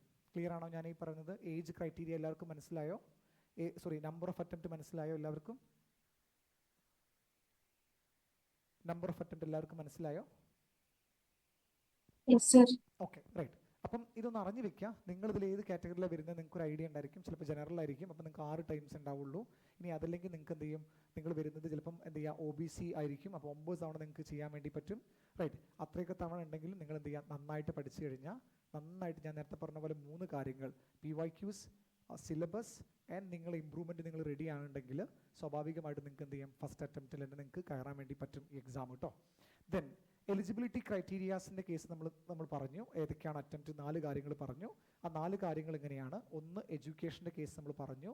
ദെൻ 2 നമ്മൾ നാഷണാലിറ്റിയുടെ കേസ് പറഞ്ഞു. ദെൻ 3-ാമത്തെ കേസ് നമ്മൾ പറഞ്ഞിട്ടുണ്ടായിരുന്നത് ഏജ് ആണ് നമ്മൾ പറഞ്ഞത്. 4-ാമത്തെ കേസ് നമ്മൾ പറഞ്ഞ് അറ്റംപ്റ്റിൻ്റെ കേസ് നമ്മൾ പറഞ്ഞു, റൈറ്റ്? ഇത്രയും കാര്യങ്ങൾ നിങ്ങളൊന്ന് ഓർത്ത് വയ്ക്കുക. ഇനി ഈ എക്സാമിൻ്റെ സ്ട്രക്ചർ എന്താണ്, UPC എക്സാമിൻ്റെ സ്ട്രക്ചർ എന്താ, ഏറെക്കുറെ നിങ്ങൾക്ക് ഒരു ഐഡിയ ഉണ്ടായിരിക്കും. 3 ടയർ ഉണ്ടെന്നുള്ളതൊക്കെ അറിയാം. ഇനി നമുക്കൊന്ന് ഡെപ്തിലൊന്ന് പോയി നോക്കാം ഈ എക്സാമിന് എന്തെല്ലാം ടയർ ഉണ്ട് എന്നുള്ളത്. നമുക്ക് 3 ടയറാണ് ഈ എക്സാമിനുള്ളത്. 3 ടയർ. UPCയുടെ സിലബസിൽ 2 ടയറിനാണ് കൊടുക്കുന്നത്. അത് UPC ഇൻ്റർവ്യൂവിന് ടയറായിട്ട് കൺസിഡർ ചെയ്യുന്നില്ല, അതുകൊണ്ടാണ് UPC 2 ടയർ എന്ന് പറയുന്നത്. പക്ഷേ ജനറലി ഇതിനെന്തുണ്ട്, 3 ടയർ ഉണ്ട്. 1 പ്രിലിംസ് ഉണ്ട്, 2 മെയിൻസ് ഉണ്ട്, 3 ഇൻ്റർവ്യൂ ഉണ്ട്. നിങ്ങൾക്ക് എല്ലാവർക്കും അറിയുന്ന കോൺസെപ്റ്റ് ആണെന്ന് ഞാൻ വിചാരിക്കുന്നു. ഇനി അറിഞ്ഞില്ലാത്ത ആരെങ്കിലും ഉണ്ടെങ്കിൽ നമുക്ക് എന്ത് ചെയ്യാം, ഇപ്പോൾ പഠിക്കാതെ കേട്ടോ. സോ പ്രിലിംസിന് 2 ടെസ്റ്റ് പേപ്പറുകളാണുള്ളത്. ജനറൽ സ്റ്റഡീസ് പേപ്പർ 1 എന്നും general studies paper 2, also known as CSAT paper എന്നുള്ള പേരിലും അറിയപ്പെടുന്നുണ്ട്. CSAT, right. ഇപ്പോൾ ജനറൽ സ്റ്റഡീസ് 1 ഉണ്ട്, ജനറൽ സ്റ്റഡീസ് 2 ഉണ്ട് എന്നുള്ളത് ഓർത്ത് വയ്ക്കുക. അതിന് popularly known as CSAT paper എന്ന രൂപത്തിലാണ് അറിയപ്പെടുന്നത്. ഇനി ഈ ജനറൽ സ്റ്റഡീസ് പേപ്പറിൻ്റെ പ്രത്യേകത എന്ന് പറയുന്നത്, ജനറൽ സ്റ്റഡീസിൽ 100 ക്വസ്റ്റ്യൻസ് ആണ് ഉണ്ടാവുക. ഓരോ ക്വസ്റ്റ്യൻസിനും ഓരോ മാർക്ക്, 2 മാർക്ക് വെച്ചിട്ടാണ് ഉണ്ടാവുക. അപ്പോൾ സ്വാഭാവികമായിട്ടും എന്ത് ചെയ്യുന്നു വെച്ചാൽ 100 ക്വസ്റ്റ്യൻസ് ഉണ്ടായിരിക്കും നിങ്ങൾക്ക്. ഒരു മിനിറ്റ്, റൈറ്റ്, 100 ക്വസ്റ്റ്യൻസ് നിങ്ങൾക്ക് ഉണ്ടായിരിക്കും. 100 ക്വസ്റ്റ്യൻസിന് നിങ്ങളെ സംബന്ധിച്ചിട്ട് നിങ്ങൾക്ക് 100 ക്വസ്റ്റ്യൻസ് വരുമ്പം നിങ്ങൾക്ക് എന്താണ്, നിങ്ങൾക്ക് ഇവിടെ മാർക്ക് എന്ന് പറയുന്ന കോൺസെപ്റ്റും ഈ രൂപത്തിൽ തന്നെയായിരിക്കും നിങ്ങൾക്ക് വരുന്നുണ്ടാവാം. ഇനി ഈ GS2 CSATലേക്ക് വരുന്ന സമയത്ത് ചെറിയൊരു ഡിഫറൻസ് ഉണ്ട്. ഇവിടെ നിങ്ങൾക്ക് 80 ക്വസ്റ്റ്യൻ മാത്രമാണ് നിങ്ങൾക്ക് ഇവിടെ ഉണ്ടാവുക. 80 ക്വസ്റ്റ്യൻസ് ആണ് നിങ്ങൾക്ക് ഉണ്ടാവുക. ഈ 80 ക്വസ്റ്റ്യൻസ് ഇവിടെ ഞാൻ നേരത്തെ പറഞ്ഞു, ഓരോ ക്വസ്റ്റ്യൻ 2 മാർക്കാണെങ്കിൽ ഇവിടെ വരുന്ന സമയത്ത് 2.5 മാർക്സ് ആയിരിക്കും ഓരോ ക്വസ്റ്റ്യനും വരുന്നുണ്ടാവുക. 2.5 മാർക്സ്, റൈറ്റ്, 2.5 മാർക്സ് വരുന്നത്. ഇനി ഇവിടെ ഈ GS1 അഥവാ ജനറൽ സ്റ്റഡീസ് 1 നിങ്ങൾക്ക് എന്താണ്, എത്ര മാർക്ക് വേണമെങ്കിലും സ്കോർ ചെയ്യാം. കട്ട് ഓഫ് എങ്ങനെ വേണമെങ്കിലും വരാം, വേരിയബിലിറ്റി ഉണ്ടാവാം. ഫോർ എക്സാമ്പിൾ 200 ആയിരിക്കും ടോട്ടൽ മാർക്ക് ഉണ്ടായിരിക്കുക. ആ 200 കട്ട് ഓഫ് എങ്ങനെ എന്താവാം, ഓരോ വർഷവും എന്ത് ചെയ്യാം, മാറി മാറി വരാനുള്ള ചാൻസസ് ഉണ്ട്. പക്ഷെ അതേസമയം CSAT പേപ്പറിൽ 66.6% എബോ നിങ്ങൾ സ്കോർ ചെയ്തിട്ടുണ്ടെങ്കിൽ, പെർസെൻറ്റേജ് അല്ല, 66 മാർക്ക് നിങ്ങൾ സ്കോർ ചെയ്തിട്ടുണ്ടെങ്കിൽ, അഥവാ 33% കൂടുതൽ നിങ്ങൾ സ്കോർ ചെയ്തിട്ടുണ്ടെങ്കിൽ, 33% കൂടുതൽ പെർസെൻറ്റേജിലും 66.6 മാർക്കിൽ കൂടുതൽ നിങ്ങൾ സ്കോർ ചെയ്ത് കഴിഞ്ഞാൽ, ഇത് മാർക്കാണ്, 1 മാർക്കാണ്, 200 200 നിങ്ങൾ എന്ത് ചെയ്യാണ്, 66.6 കൂടുതൽ മാർക്ക് സ്കോർ ചെയ്യുകയാണ്. അല്ലെങ്കിൽ നിങ്ങൾ എന്ത് ചെയ്യണം, 100 33% കൂടുതൽ നിങ്ങൾ ചെയ്തിട്ടുണ്ടെങ്കിൽ നിങ്ങൾ ആ പേപ്പർ എന്താണ്, ക്വാളിഫൈഡ് ആണ്. അതുകൊണ്ട് തന്നെ നമ്മൾ ഈ പേപ്പറിനെ വിളിക്കുന്നത് ക്വാളിഫയിങ് പേപ്പർ എന്ന രൂപത്തിലാണ് അറിയപ്പെടുന്നത്. ക്വാളിഫയിങ് പേപ്പർ, ജസ്റ്റ് നിങ്ങൾ പാസ്സായാൽ മാത്രം മതി ഈ പേപ്പർ, റൈറ്റ്. പക്ഷേ ഇവിടെ അങ്ങനെയല്ല. ഇവിടെ അപ്പോൾ ഒരു എക്സാമ്പിൾ പറയുകയാണെങ്കിൽ ഇവിടെ 70 കിട്ടിയെന്ന് വിചാരിക്കാം, നിങ്ങൾക്ക് 200 70 കിട്ടി, നിങ്ങൾ പാസ്സാണ്. പക്ഷേ ഒരു വർഷം നിങ്ങൾക്ക് എന്താണ്, ഇവിടെ നിങ്ങൾക്ക് 70 ആണ് കിട്ടിയെന്ന് വിചാരിക്കുക, 200 കട്ട് ഓഫ് വന്നിരിക്കുന്നത് 86 ആണെന്ന് വിചാരിക്കുക, റൈറ്റ്, നിങ്ങളിവിടെ പാസ്സല്ല, റൈറ്റ്. ഒരു എക്സാമ്പിൾ കാണിച്ചു തരാം. ലാസ്റ്റ് ഒരു 5 ഇയേഴ്സിലേക്ക് നമ്മൾ പ്രിലിംസിൻ്റെ കട്ട് ഓഫ് എടുത്തു കഴിഞ്ഞാൽ GS1 ജനറൽ സ്റ്റഡീസിൻ്റെ 1ൻ്റെ കട്ട് ഓഫാണ് ഈ കാണിക്കുന്നത്. 2018 98 ആയിരുന്നു കട്ട് ഓഫ്. ദെൻ അത് കഴിഞ്ഞ് നെക്സ്റ്റ് ഇയർ 98 ആണ്, 92 വന്നു, 87 വന്നു, ദെൻ 88. 2023 നിങ്ങൾ കട്ട് ഓഫ് നോക്കുക, 75 കട്ട് ഓഫ് വന്നത്. ദെൻ 87 2024 വന്ന്. ആൻഡ് ലേറ്റസ്റ്റ് വന്നിരിക്കുന്നത് 92ൻ്റെ അടുത്താണ് വന്നിട്ടുള്ളത്, റൈറ്റ്. അപ്പോൾ ചുരുക്കി പറഞ്ഞു കഴിഞ്ഞാൽ എന്താ സംഭവം എന്ന് ചോദിക്കുകയാണെങ്കിൽ ഇവിടെ വാരിയബിലിറ്റി ഉണ്ടാവാം എന്നുള്ളതാണ് നിങ്ങൾ മനസ്സിലാക്കി വെക്കേണ്ടത്. GS1 വേരിയബിലിറ്റി ഉണ്ടാകാം, റൈറ്റ്. പക്ഷേ അതുകൊണ്ട് തന്നെ അതൊരു കമ്പൽസറി പേപ്പറും ആണ്. അതേസമയം തന്നെ എന്താണ്, അതൊരു ക്വാളിഫയിങ് പേപ്പർ അല്ല. ക്വാളിഫയിങ് പേപ്പർ ഏതാ, CSAT ആണ് നമുക്ക് ക്വാളിഫയിങ് പേപ്പർ വരുന്നത്. അവിടെ നിങ്ങൾക്ക് 66.6 മാർക്ക്, എത്ര, 200 നിങ്ങൾ സ്കോർ ചെയ്താൽ മതി.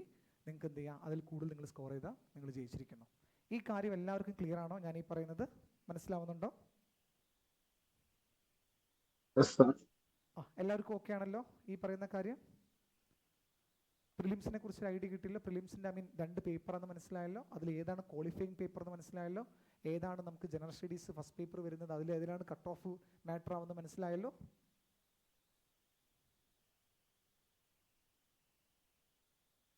Okay, very good. Riya, Malavika, thank you, right. ശരി, അപ്പം നമ്മളെ സംബന്ധിച്ച് നമുക്ക് പ്രിലിംസിൻ്റെ ഒരു സ്റ്റേജ് നമുക്ക് മനസ്സിലായി. അപ്പോൾ പ്രിലിംസിൽ നമുക്ക് ഇനി എന്തെല്ലാം കാര്യങ്ങളാണ് നമുക്ക് വരുന്നത് നോക്കാം. സോ പ്രിലിംസ് എക്സാമിൻ്റെ സമയത്ത് ജനറൽ സ്റ്റഡീസ് 1 ഉണ്ട്, ജനറൽ സ്റ്റഡീസ് 2 ഉണ്ട്. ഞാൻ നേരത്തെ പറഞ്ഞു ജനറൽ സ്റ്റഡീസിൽ വരുന്ന കാര്യങ്ങൾ എന്തൊക്കെയാണെന്ന് ചോദിക്കുകയാണെങ്കിൽ ഇതിൻ്റെ UPSCയുടെ സിലബസിൽ കൊടുത്തിരിക്കുന്ന ജനറൽ സ്റ്റഡീസ് 1ൻ്റെ സിലബസാണിത്. കറൻറ്റ് ഈവൻറ്റ്സ് ഉണ്ടായിരിക്കും, നാഷണൽ അതുപോലെ തന്നെ ഇൻ്റർനാഷണൽ ആയിട്ടുള്ള ഇമ്പോർട്ടൻസ് ഉള്ള കാര്യങ്ങൾ. ഹിസ്റ്ററി ഓഫ് ഇന്ത്യ, ആ ഹിസ്റ്ററി ഓഫ് ഇന്ത്യ എന്ന് പറയുന്നത് 3 കാര്യങ്ങൾ നിങ്ങൾക്ക് പഠിക്കാനുണ്ടാവും. ഏൻഷ്യൻറ്റ്, മിഡീവൽ, മോഡേൺ നിങ്ങൾക്ക് പഠിക്കേണ്ടി വരും. പ്ലസ് പോസ്റ്റ് ഇൻഡിപെൻഡൻസ് ഇന്ത്യയും നിങ്ങൾ പഠിക്കേണ്ടി വരും, റൈറ്റ്.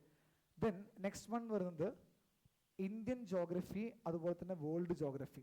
ജോഗ്രഫിയിൽ എല്ലാ ടോപ്പിക്സും നിങ്ങൾ എന്ത് ചെയ്യണം, നിങ്ങളിവിടെ കവർ ചെയ്തിരിക്കണം. മാപ്പിംഗ് മുതൽ എല്ലാം പഠിച്ചിരിക്കണം. ദെൻ ഇന്ത്യൻ പോളിറ്റി ഉണ്ടായിരിക്കും, ഗവേണൻസ് ഉണ്ടായിരിക്കും, അതോടൊപ്പം തന്നെ എക്കണോമിക്സ് ഉണ്ടായിരിക്കും, സോഷ്യൽ ഡെവലപ്മെൻറ്റ് ഉണ്ടായിരിക്കും, സോഷ്യൽ ഡെവലപ്മെൻറ്റ് സോഷ്യൽ ജസ്റ്റിസുള്ള പേപ്പറൊക്കെ ആയിട്ടുണ്ടായിരിക്കും, ഇതുണ്ടായിരിക്കും. Then general issues on environmental and ecology. ഈ general issues and environmental ecology ഒന്ന് ശ്രദ്ധിക്കണേ. IFOS എന്നൊരു എക്സാം ഉണ്ട്. IFOS ഇന്ത്യൻ ഫോറസ്റ്റ് സർവീസിൻ്റെ എക്സാമാണ്. ഇന്ത്യൻ ഫോറസ്റ്റ് സർവീസ് എക്സാമിൻ്റെ പ്രിലിംസ് നടത്തുന്നത് നമ്മുടെ ഈ പേപ്പർ, അതായത് UPC CSEയുടെ കൂടെ തന്നെയാണ് IFOSൻ്റെ പ്രിലിംസ് നടത്തുന്നത്, കഴിഞ്ഞ കുറച്ച് വർഷങ്ങളായിട്ട് നടത്തുന്നത്. അതുകൊണ്ട് തന്നെ ഈ 100 ക്വസ്റ്റ്യനിൽ ഒരു നിയർ ടു 20 ക്വസ്റ്റ്യൻസ് എന്ത് ചെയ്യുന്നുണ്ട്, UPC ആക്ച്വലി എക്കോളജിയുടെ ഭാഗത്ത് നിന്ന് ചോദിക്കുന്നുണ്ട്. കാരണം ഈ എക്സാമിൽ കുട്ടികൾ എന്ത് ചെയ്യുന്നുണ്ട്, ഈ പ്രിലിംസിൻ്റെ കൂടെ എഴുതുന്നുണ്ട്. അപ്പം അതുകൊണ്ട് എന്താണെന്ന് വെച്ചാൽ എക്കോളജി ഓർ എൻവയോൺമെൻറ്റ് വളരെ ഇമ്പോർട്ടൻ്റ് ആണെന്നുള്ളത് ഓർത്ത് വയ്ക്കുക. ക്ലിയർ ആണോ ഞാൻ ഈ പറയുന്നത്? മനസ്സിലായോ? ഓക്കെ ആണല്ലോ, റൈറ്റ്. അപ്പം പറഞ്ഞു വന്ന പോയിന്റ് എന്ന് വെച്ചാൽ എന്താണ്, എൻവയോൺമെൻറ്റിൽ നിന്നും കഴിഞ്ഞ കുറച്ച് വർഷങ്ങളായിട്ട് ഒരുപാട് ക്വസ്റ്റ്യൻസ് വരുന്നുണ്ട്. അതിൻ്റെ കാരണം IFOS എന്ന് പറഞ്ഞിട്ടുള്ള എക്സാമിൻ്റെ പ്രിലിംസ്, മെയിൻസിൽ കേട്ടോ, മെയിൻസ് വേറെ തന്നെയാണ് നടത്തുന്നത്, പ്രിലിംസ് നടത്തുന്നത് UPC സിവിൽ സർവീസിൻ്റെ കൂടെയാണ്. ദെൻ നെക്സ്റ്റ് വൺ വരുന്നത് ജനറൽ സയൻസ് ആണ്. ഇതിൻ്റെ അപ്പം കറണ്ട് അഫെയർ ആയിട്ടുള്ള ക്വസ്റ്റ്യൻസ് ഉണ്ടാവും, ജോഗ്രഫി ഉണ്ടാവും, ഹിസ്റ്ററി ഉണ്ടാവും. ഇതിൻ്റെയൊക്കെ തന്നെ എല്ലാം കൂടി ചേർന്നിട്ടുള്ളൊരു കോൺസെപ്റ്റാണ്. IR ഉണ്ടായിരിക്കും. എല്ലാം ചേർന്നിട്ടാണ് ചെയ്യുന്നത് GS പേപ്പർ 1 ക്വസ്റ്റ്യൻസ് വരുന്നത്. എല്ലാം നമ്മളോട് ചോദിക്കുന്നത് എന്താണ്, നമുക്ക് ഈ പറയുന്ന OMR ടൈപ്പ് ക്വസ്റ്റ്യൻസ് ആയിരിക്കും. OMR ടൈപ്പ് ക്വസ്റ്റ്യൻസ് പറയുകയാണെങ്കിൽ ഇപ്പോൾ ഞാൻ ജസ്റ്റ് ഒന്ന് ക്വസ്റ്റ്യൻ കാണിച്ചു തരാം. ഈ രൂപത്തിലായിരിക്കും ക്വസ്റ്റ്യൻ ചോദിക്കുന്നുണ്ടാവുക. ഫോർ എക്സാമ്പിൾ ഇവിടെ നോക്കൂ, under which of the following article of the constitution of India has Supreme Court of India placed right to privacy? Right, article 21 ആണ് ആൻസർ വരുന്നത്. റൈറ്റ്, അപ്പോൾ ഞാൻ പറഞ്ഞു വന്നത് ഇങ്ങനെ 4 ഓപ്ഷൻസ് ഉണ്ടായിരിക്കും. നിങ്ങൾക്ക് 4 ഓപ്ഷൻസ് ഉണ്ടാവും. ആ 4 ഓപ്ഷനിൽ നിങ്ങൾ എന്ത് ചെയ്താൽ മതി, തിരഞ്ഞെടുത്താൽ മതി. റൈറ്റ്, ഈ 4 ഓപ്ഷനിൽ പല സമയത്തും നമുക്ക് എന്ത് ചെയ്യാന്ന് വെച്ചാൽ, നമുക്ക് ഈ PYQ തന്നെ എക്സ്ട്രീം സ്റ്റേറ്റ്മെൻറ്റ് വേർഡിനെ നമുക്ക് എന്ത് ചെയ്യാം, കട്ട് ചെയ്ത് റിമൂവ് ചെയ്താൽ പലപ്പോഴും നമുക്ക് ഈസിലി ആൻസറിലേക്ക് എത്താൻ വേണ്ടി പറ്റും. ഒന്ന് എൻ്റെ കൂടെ വരണേ. ഈ നിങ്ങളുടെ ബോർഡിൽ കാണുന്നുണ്ടോ, ഈ ക്വസ്റ്റ്യൻ കാണുന്നുണ്ടോ? ഞാൻ കുറച്ചും കൂടി സൂം ചെയ്യേണ്ട ആവശ്യമുണ്ടോ? കാണുന്നുണ്ടോ? ഓക്കെ, നമുക്ക് ഈ ക്വസ്റ്റ്യൻ ഒന്ന് ജസ്റ്റ് ഒന്ന് ചെയ്ത് നോക്കട്ടെ. ഞാൻ ജസ്റ്റ് ഒരു എക്സാമ്പിൾ പറഞ്ഞുതരാണ്. മെൻറ്റർഷിപ്പും ആൻസർ PYQ നമ്മൾ ചെയ്യുമ്പോൾ നമുക്ക് എങ്ങനെയാണ് ഗുണം വരുന്നത് എന്നുള്ളതാണ് കാണിച്ചു തരുന്നത് കേട്ടോ. എക്സ്ട്രീം ആയിട്ടുള്ള സ്റ്റേറ്റ്മെൻറ്റുകൾ എവിടെ വരുന്നോ അവിടങ്ങളിലൊക്കെ തന്നെ UPC എന്ത് ചെയ്യും, മിക്കവാറും കേസിൽ എന്തായിരിക്കും, അത് തെറ്റാനുള്ള ചാൻസ് ഉണ്ടായിരിക്കും. ഓക്കെ, എക്സ്ട്രീം വേർഡുകൾ യൂസ് ചെയ്യുന്ന സ്ഥലങ്ങളിലൊക്കെ UPC പലപ്പോഴും എന്ത് ചെയ്യാന്നോ, പല സമയങ്ങളിലും UPC ചെയ്യുന്നൊരു കാര്യം എന്താണെന്ന് വെച്ചാൽ അത് തെറ്റാവാനുള്ള ചാൻസ് വളരെ കൂടുതലാണ്. നമുക്ക് ഈ ക്വസ്റ്റ്യൻസ് ഒക്കെ ഒന്ന് വായിച്ചു നോക്കാം. ഇതിൽ എന്തെങ്കിലും എക്സ്ട്രീം സ്റ്റേറ്റ്മെൻറ്റ് ഉണ്ടോ നമുക്ക് നോക്കാം. Monocyte is a source of rare earth's. ഇത് ഒരു എക്സ്ട്രീം വേർഡായിട്ട് നിങ്ങൾക്ക് ഫീൽ ചെയ്യുന്നുണ്ടോ? മോണോസൈറ്റ്സിനെ കുറിച്ച് നിങ്ങൾക്ക് ഒന്നും അറിയണ്ട കേട്ടോ, ഒന്നും അറിയണ്ട, എന്താ കാര്യങ്ങളൊന്നും പഠിക്കേണ്ട. ജസ്റ്റ് ഞാൻ ഈ പറഞ്ഞ കാര്യം മാത്രം വെച്ചാൽ മതി. എക്സ്ട്രീം വേർഡുകൾ റിമൂവ് ചെയ്ത് കഴിഞ്ഞാൽ ചില സമയങ്ങളിൽ നമുക്ക് ആൻസർ കിട്ടും. നമുക്ക് നോക്കാം. Monocyte is a source of rare earth. Source ആണോ അല്ലയോ നമുക്കറിയില്ല. അത് എക്സ്ട്രീം വേർഡാണോ? അത് എക്സ്ട്രീം വേർഡാണ്. എന്തെങ്കിലും എക്സ്ട്രീം വേർഡ് ഇവിടെ ഉണ്ടോ? Monazite is a source of rare earth. എന്തെങ്കിലും എക്സ്ട്രീം വേർഡ് ഇവിടെ ഉണ്ടോ? ജസ്റ്റ് ഗസ് ചെയ്തു, അറിഞ്ഞില്ലെങ്കിലും കുഴപ്പമില്ല. No, very good Naomi, very good. Okay, monazites contains thorium. Monazites എന്താണ്, തോറിയം കണ്ടെയ്ൻ ചെയ്യുന്നുണ്ടെന്ന് പറയുന്നത്, അത് നമുക്കൊരു എക്സ്ട്രീം ആയിട്ടുള്ള സ്റ്റേറ്റ്മെന്റ് ആയിട്ട് പറയാൻ വേണ്ടി പറ്റുമോ?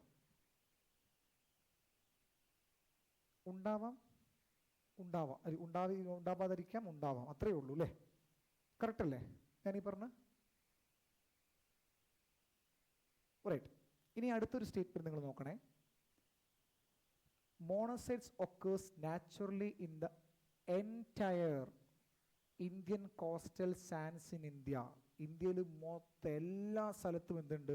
എല്ലാ സ്ഥലത്തും എൻറ്റയർലി. നോക്കൂ, monocytes occurs naturally in Indian coastal sands in India എന്ന് പറയാം അല്ലേ? പക്ഷെ ഇവിടെ ഒരു വാക്ക് കൊണ്ടുവന്നേ. എന്താ കൊണ്ടുവന്നത്? Entire Indian coastal sands in India. ഇത് ശരിയാവാൻ ചാൻസ് ഉണ്ടോ? ഇന്ത്യയുടെ എല്ലാ കോസ്റ്റൽ സോൺസിലും മോണോസൈറ്റ്സ് ഉണ്ടോ? ജസ്റ്റ് മോണോസൈറ്റ്സ് എന്താണെന്ന് ഒന്ന് നോക്കുന്നു വേണ്ട. Right, Abhishek no. Very good, very good. No. Okay, അതവിടെ നിൽക്കട്ടെ. അടുത്തത്, in India government bodies only can process export monazites. Right. അപ്പോൾ സ്വാഭാവികമായിട്ടും നമുക്ക് എന്ത് ചെയ്യാ വെച്ചാൽ ഇത് നമുക്ക് അറിയില്ല അവിടെ നിൽക്കട്ടെ. ഇന്ത്യയിൽ മോണോസൈറ്റ്സ് എങ്ങനെയാ വേണ്ടി പറ്റുക? ഇതിൽ ഒരു എക്സ്ട്രീം സ്റ്റേറ്റ്മെന്റ് നിങ്ങൾക്ക് കാണിക്കാൻ വേണ്ടി പറ്റുമോ? ഇതിൽ ഇപ്പം നമ്മൾ വായിച്ചതിൽ നമുക്ക് ഒരു എക്സ്ട്രീം സ്റ്റേറ്റ്മെന്റ് നിങ്ങൾക്ക് കാണിക്കാൻ വേണ്ടി പറ്റുമോ? ഏതായിരിക്കും extreme? Third, Riya. Very good, very good. Third എന്താണ്? എൻറ്റയർ. നമുക്ക് മോണോസൈറ്റ്സ് എന്താണെന്ന് അറിയില്ല, മോണോസൈറ്റ്സിനെ കുറിച്ചൊരു ഐഡിയ ഒന്നുമില്ല, ഞാൻ ഒന്നും പറഞ്ഞിട്ടില്ല. പക്ഷെ ഒരു കാര്യം അറിയാം, ഈ വാക്ക് ഇവിടെ ആവശ്യമില്ല. ഇല്ലാതെ തന്നെ ഈ സെൻറ്റൻസ് വേണമെങ്കിൽ ഫോം ചെയ്യാം. എങ്ങനെ? Monocytes occurs naturally in Indian coastal Sands അങ്ങനെ കൊടുക്കായിരുന്നു അല്ലേ? നാച്ചുറലി ജനറലി കൊടുക്കുക. പക്ഷെ അവരെന്താ ചെയ്തത്? Monocytes occurs naturally in the entire Indian coastal sands in India. അപ്പോൾ എന്താ? ഇന്ത്യയുടെ മൊത്തം കോസ്റ്റൽ ഏരിയയിലും മോണോസൈറ്റ്സ് ഉണ്ട് എന്നുള്ള രൂപത്തിലേക്ക് മാറി.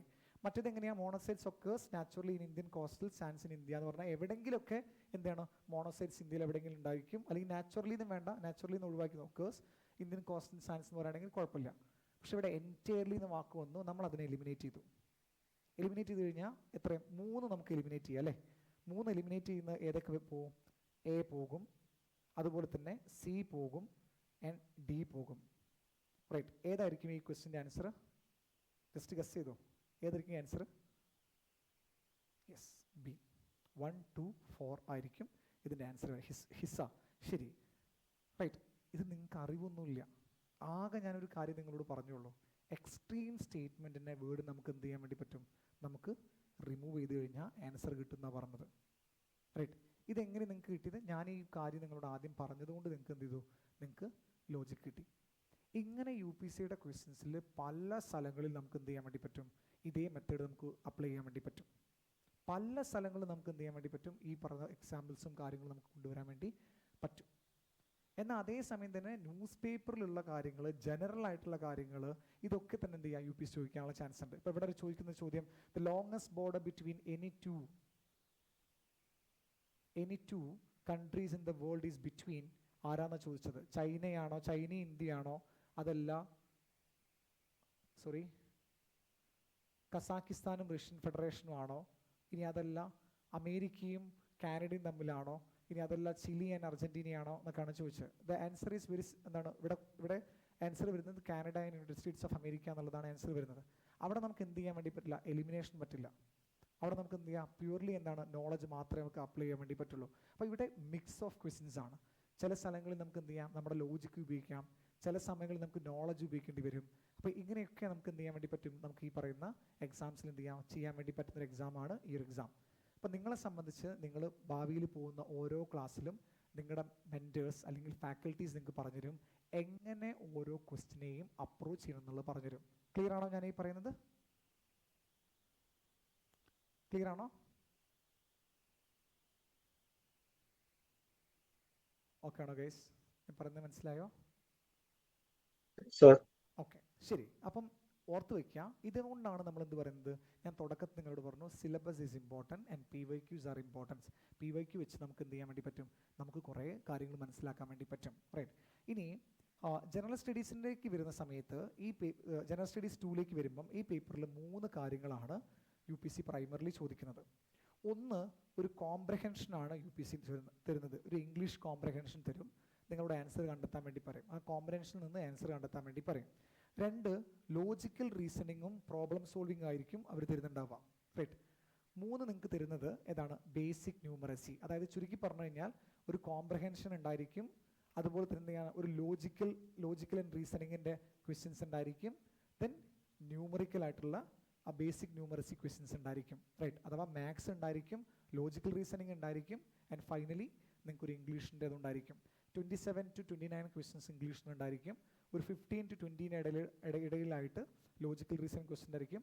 നിയർ ടു 30 to 25 ക്വസ്റ്റ്യൻസ് മാത്തമാറ്റിക്സും ഉണ്ടായിരിക്കും. അത് നമ്മൾ വൃത്തിക്ക് നിങ്ങൾ പഠിച്ചു കഴിഞ്ഞാൽ, സ്ട്രാറ്റജിക്കലി പഠിച്ചു കഴിഞ്ഞാൽ നിങ്ങൾക്ക് എന്ത് ചെയ്യാം? നിങ്ങൾക്ക് 66.6 മാർക്ക് നിങ്ങൾക്ക് കിട്ടിയാൽ മതി. നിങ്ങൾ എന്ത് ചെയ്യും? ഈ പേപ്പർ പാസ്സാവും. റൈറ്റ്. കഴിഞ്ഞ കുറച്ച് വർഷങ്ങളായിട്ട് CSAT പേപ്പർ കുറച്ച് ഡിഫിക്കൽട്ടാണ്. അപ്പോൾ അതുകൊണ്ട് തന്നെ എന്താ സംഭവം എന്ന് വെച്ചാൽ കുറേ കുട്ടികൾക്ക് എന്താ വെച്ചാൽ ഈ പരീക്ഷയുടെ പ്രിലിംസ് തന്നെ പാസ്സാകാൻ പറ്റാത്ത അവസ്ഥ ഉണ്ടാവാറുണ്ട്. പക്ഷേ ഇപ്പം UPC കഴിഞ്ഞൊരു മാസം മുന്നേ UPC അതിനെക്കുറിച്ച് ഡിസ്കഷൻ ചെയ്തിട്ട് കുറച്ചും കൂടി നോർമലൈസ് ചെയ്യാനുള്ള രൂപത്തിലേക്ക് നീങ്ങുന്നുണ്ട്, ഡിസ്കഷനൊക്കെ വന്നിട്ടുണ്ട്. മേ ബി നിങ്ങൾ എഴുതാൻ വേണ്ടി പോകുന്ന സമയത്ത് ഈ പേപ്പർ കുറേ കൂടി എന്ത് ചെയ്യുക, ഈസി ആവാനുള്ള ചാൻസ് ഉണ്ടായേക്കാം. കാരണം പാർലമെൻ്ററി കമ്മിറ്റി റിപ്പോർട്ടൊക്കെ കൊടുത്തിട്ടുണ്ട്. അപ്പോൾ അത് നമുക്ക് പിന്നീട് നോക്കാം, അത് പിന്നീട് ആലോചിച്ചാൽ മതി. പക്ഷേ എന്ത് ഓർത്ത് വയ്ക്കുക, 66% കിട്ടാൻ തന്നെ കുറേ കുട്ടികൾ ബുദ്ധിമുട്ടാറുണ്ട്. അപ്പോൾ നന്നായിട്ട് നിങ്ങൾ വെയിറ്റേജ് കൊടുത്ത് പഠിക്കേണ്ട ഒരു പേപ്പറാണ് ഈ ജനറൽ സ്റ്റഡീസ് പേപ്പർ എന്ന് പറയുന്നത്. അപ്പോൾ ഇത്രയാണ് പ്രിലിംസ്. പ്രിലിംസുമായി ബന്ധപ്പെട്ട് എന്തെങ്കിലും സംശയൻസ് ഐ മീൻ ക്വസ്റ്റ്യൻസ് എന്തെങ്കിലും നിങ്ങൾക്ക് ഉണ്ടോ? ഒരു ഐഡിയ കിട്ടിയോ, ഓവറോൾ ഐഡിയ കിട്ടിയോ പ്രിലിംസ് എങ്ങനെയാണെന്നുള്ളത്?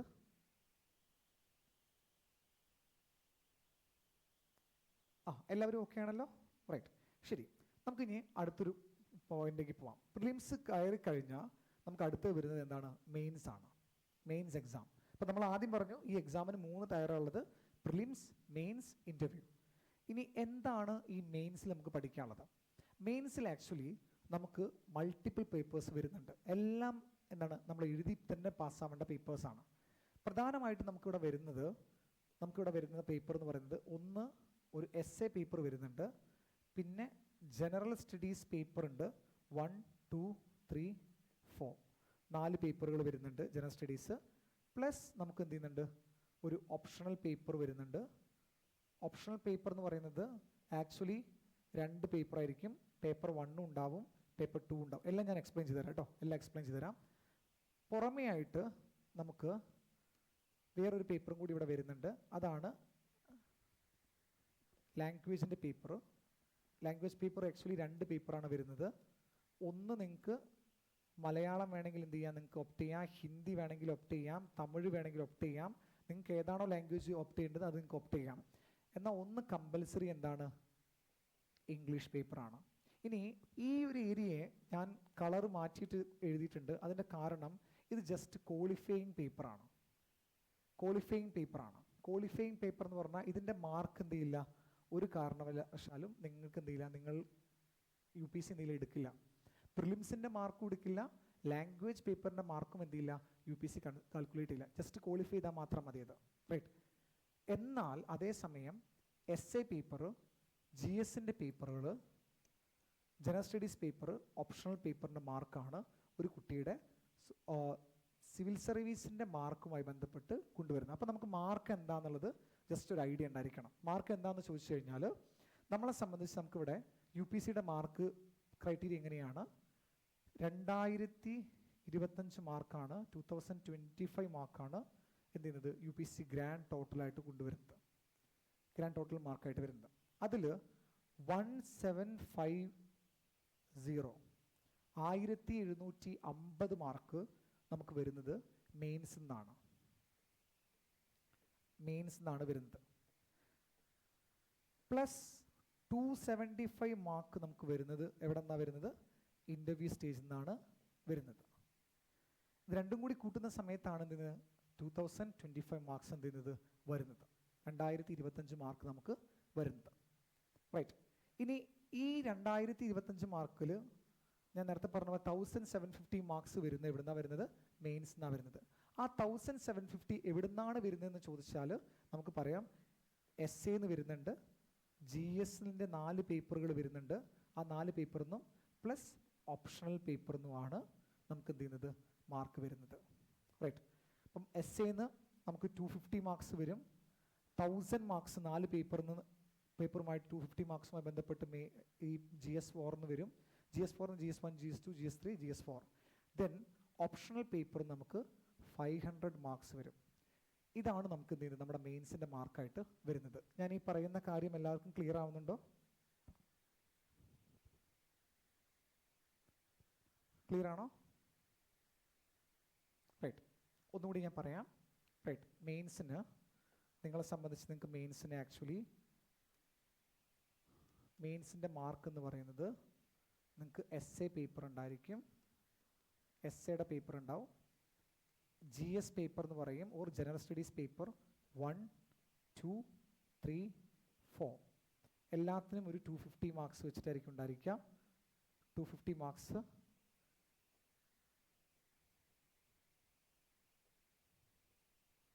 250 മാർക്സ് ആയിരിക്കും ഉണ്ടായിരിക്കുക. സോ ഗ്രാൻഡ് ടോട്ടൽ 1000 മാർക്കായിരിക്കും ഉണ്ടായിരിക്കുക. പ്ലസ് ഓപ്ഷണൽ പേപ്പർ എന്ന് പറഞ്ഞൊരു പേപ്പർ ഉണ്ട്. എന്താ ഞാൻ എക്സ്പ്ലെയിൻ ചെയ്തുതരാം കേട്ടോ. ഓപ്ഷണൽ പേപ്പറിന് 500 മാർക്സ് ആയിരിക്കും ഉണ്ടാവുക. ഓപ്ഷണൽ പേപ്പറിൻ്റെ പ്രത്യേകത എന്ന് പറയുന്നത് 2 പേപ്പർ ഉണ്ടായിരിക്കും. പേപ്പർ 1 ഉണ്ടായിരിക്കും, പേപ്പർ 2 ഉണ്ടായിരിക്കും. 250 ആണ് ഉണ്ടാവുക. So grand total 500. അപ്പം ഇവിടെ നമുക്ക് വരുന്നത് 250 മാർക്സ് വരും. പിന്നെ 1000 മാർക്ക് എക്സ്ട്രാ വരുന്നുണ്ട്. പിന്നെ ഒരു 500 മാർക്സും നമുക്ക് വരുന്നുണ്ട്. റൈറ്റ്. സോ ഗ്രാൻഡ് ടോട്ടൽ നമുക്ക് വരുന്നത് 1000, 250, 500. റൈറ്റ്. സോ 1750. ക്ലിയർ ആണോ ഞാൻ ഈ പറയുന്നത്? എല്ലാവർക്കും മനസ്സിലായോ? മെയിൻസിന്റെ മാർക്ക് എത്രയെന്ന് മനസ്സിലായോ? Yes, sir. ക്രിസ്റ്റൽ ക്ലിയർ അല്ലേ? എല്ലാവർക്കും ഓക്കെ അല്ലേ? മനസ്സിലായല്ലോ? റൈറ്റ്. സോ 1750 മാർക്കാണ് നിങ്ങൾക്ക് മെയിൻസ് വഴി മെയിൻസിൽ ഉണ്ടാവുക. റൈറ്റ്. ദെൻ ഇൻ്റർവ്യൂ സ്റ്റേജിലേക്ക് പോകുന്ന സമയത്ത് നിങ്ങൾക്കൊരു 75 മാർക്സും കൂടിയും നിങ്ങൾക്ക് ഇതിലേക്ക് ആഡ് ഓൺ ചെയ്യും. അങ്ങനെയാണ് ഇതെല്ലാം ചേർന്ന് 2025 മാർക്കായിട്ട് മാറുന്നത്. ഇതിൽ സാധാരണഗതിയിൽ 1000+ കിട്ടുന്നവരൊക്കെ തന്നെ എന്തുണ്ടായിരിക്കും? 1000+ കിട്ടുന്ന ആളുടെയൊക്കെ പേപ്പർ ഏറെക്കുറെ പേര് എന്തുണ്ട് മെയിൻ ലിസ്റ്റ് തന്നെ ഉണ്ടായിരിക്കും. അതിൽ തന്നെ ഏറ്റവും കൂടുതൽ മാർക്ക് നേടിയിട്ടുള്ളത്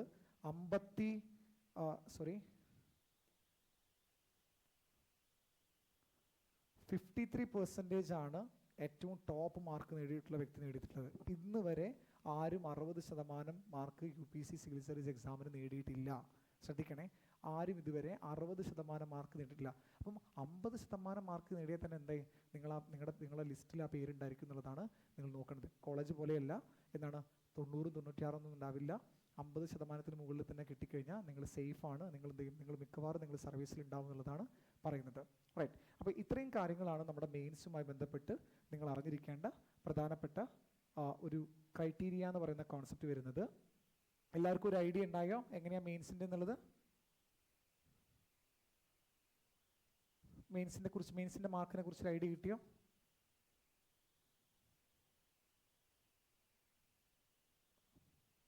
ക്ലിയർ ആണോ? എല്ലാവർക്കും ക്ലിയർ ആണോ ഞാൻ പറഞ്ഞ കോൺസെപ്റ്റ്? മാർക്ക് മനസ്സിലായല്ലോ? റൈറ്റ്. സോ മെയിൻസിനെ സംബന്ധിച്ചിട്ട് നമുക്ക് ഇത്രയും കാര്യങ്ങളാണ് നമുക്ക് അറിഞ്ഞിരിക്കേണ്ടത്. അപ്പം എസ്എ പേപ്പർ ഉണ്ടായിരിക്കും. എസ്എ പേപ്പർ 125 മാർക്സ് ആയിരിക്കും ഉണ്ടാവുക. ദെൻ GS പേപ്പർ 1 എന്തെല്ലാം പഠിക്കാനുണ്ടാവും? അതിൽ പഠിക്കാനുള്ളതാണ് ആർട്ട് ആൻഡ് കൾച്ചർ ഉണ്ടായിരിക്കും, ഹിസ്റ്ററി പഠിക്കാനുണ്ടായിരിക്കും.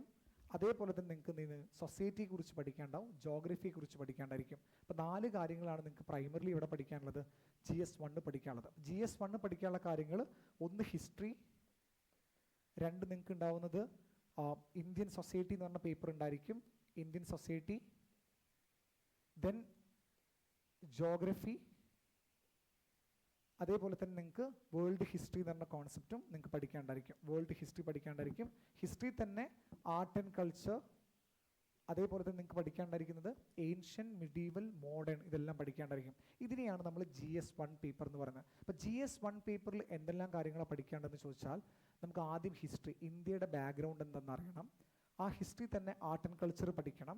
ആ ആർട്ട് ആൻഡ് കൾച്ചറിൻ്റെ പുറമെ നിങ്ങൾ എന്ത് ചെയ്യണമെന്ന് ചോദിക്കുകയാണെങ്കിൽ ancient, medieval, modern Indian history പഠിക്കണം.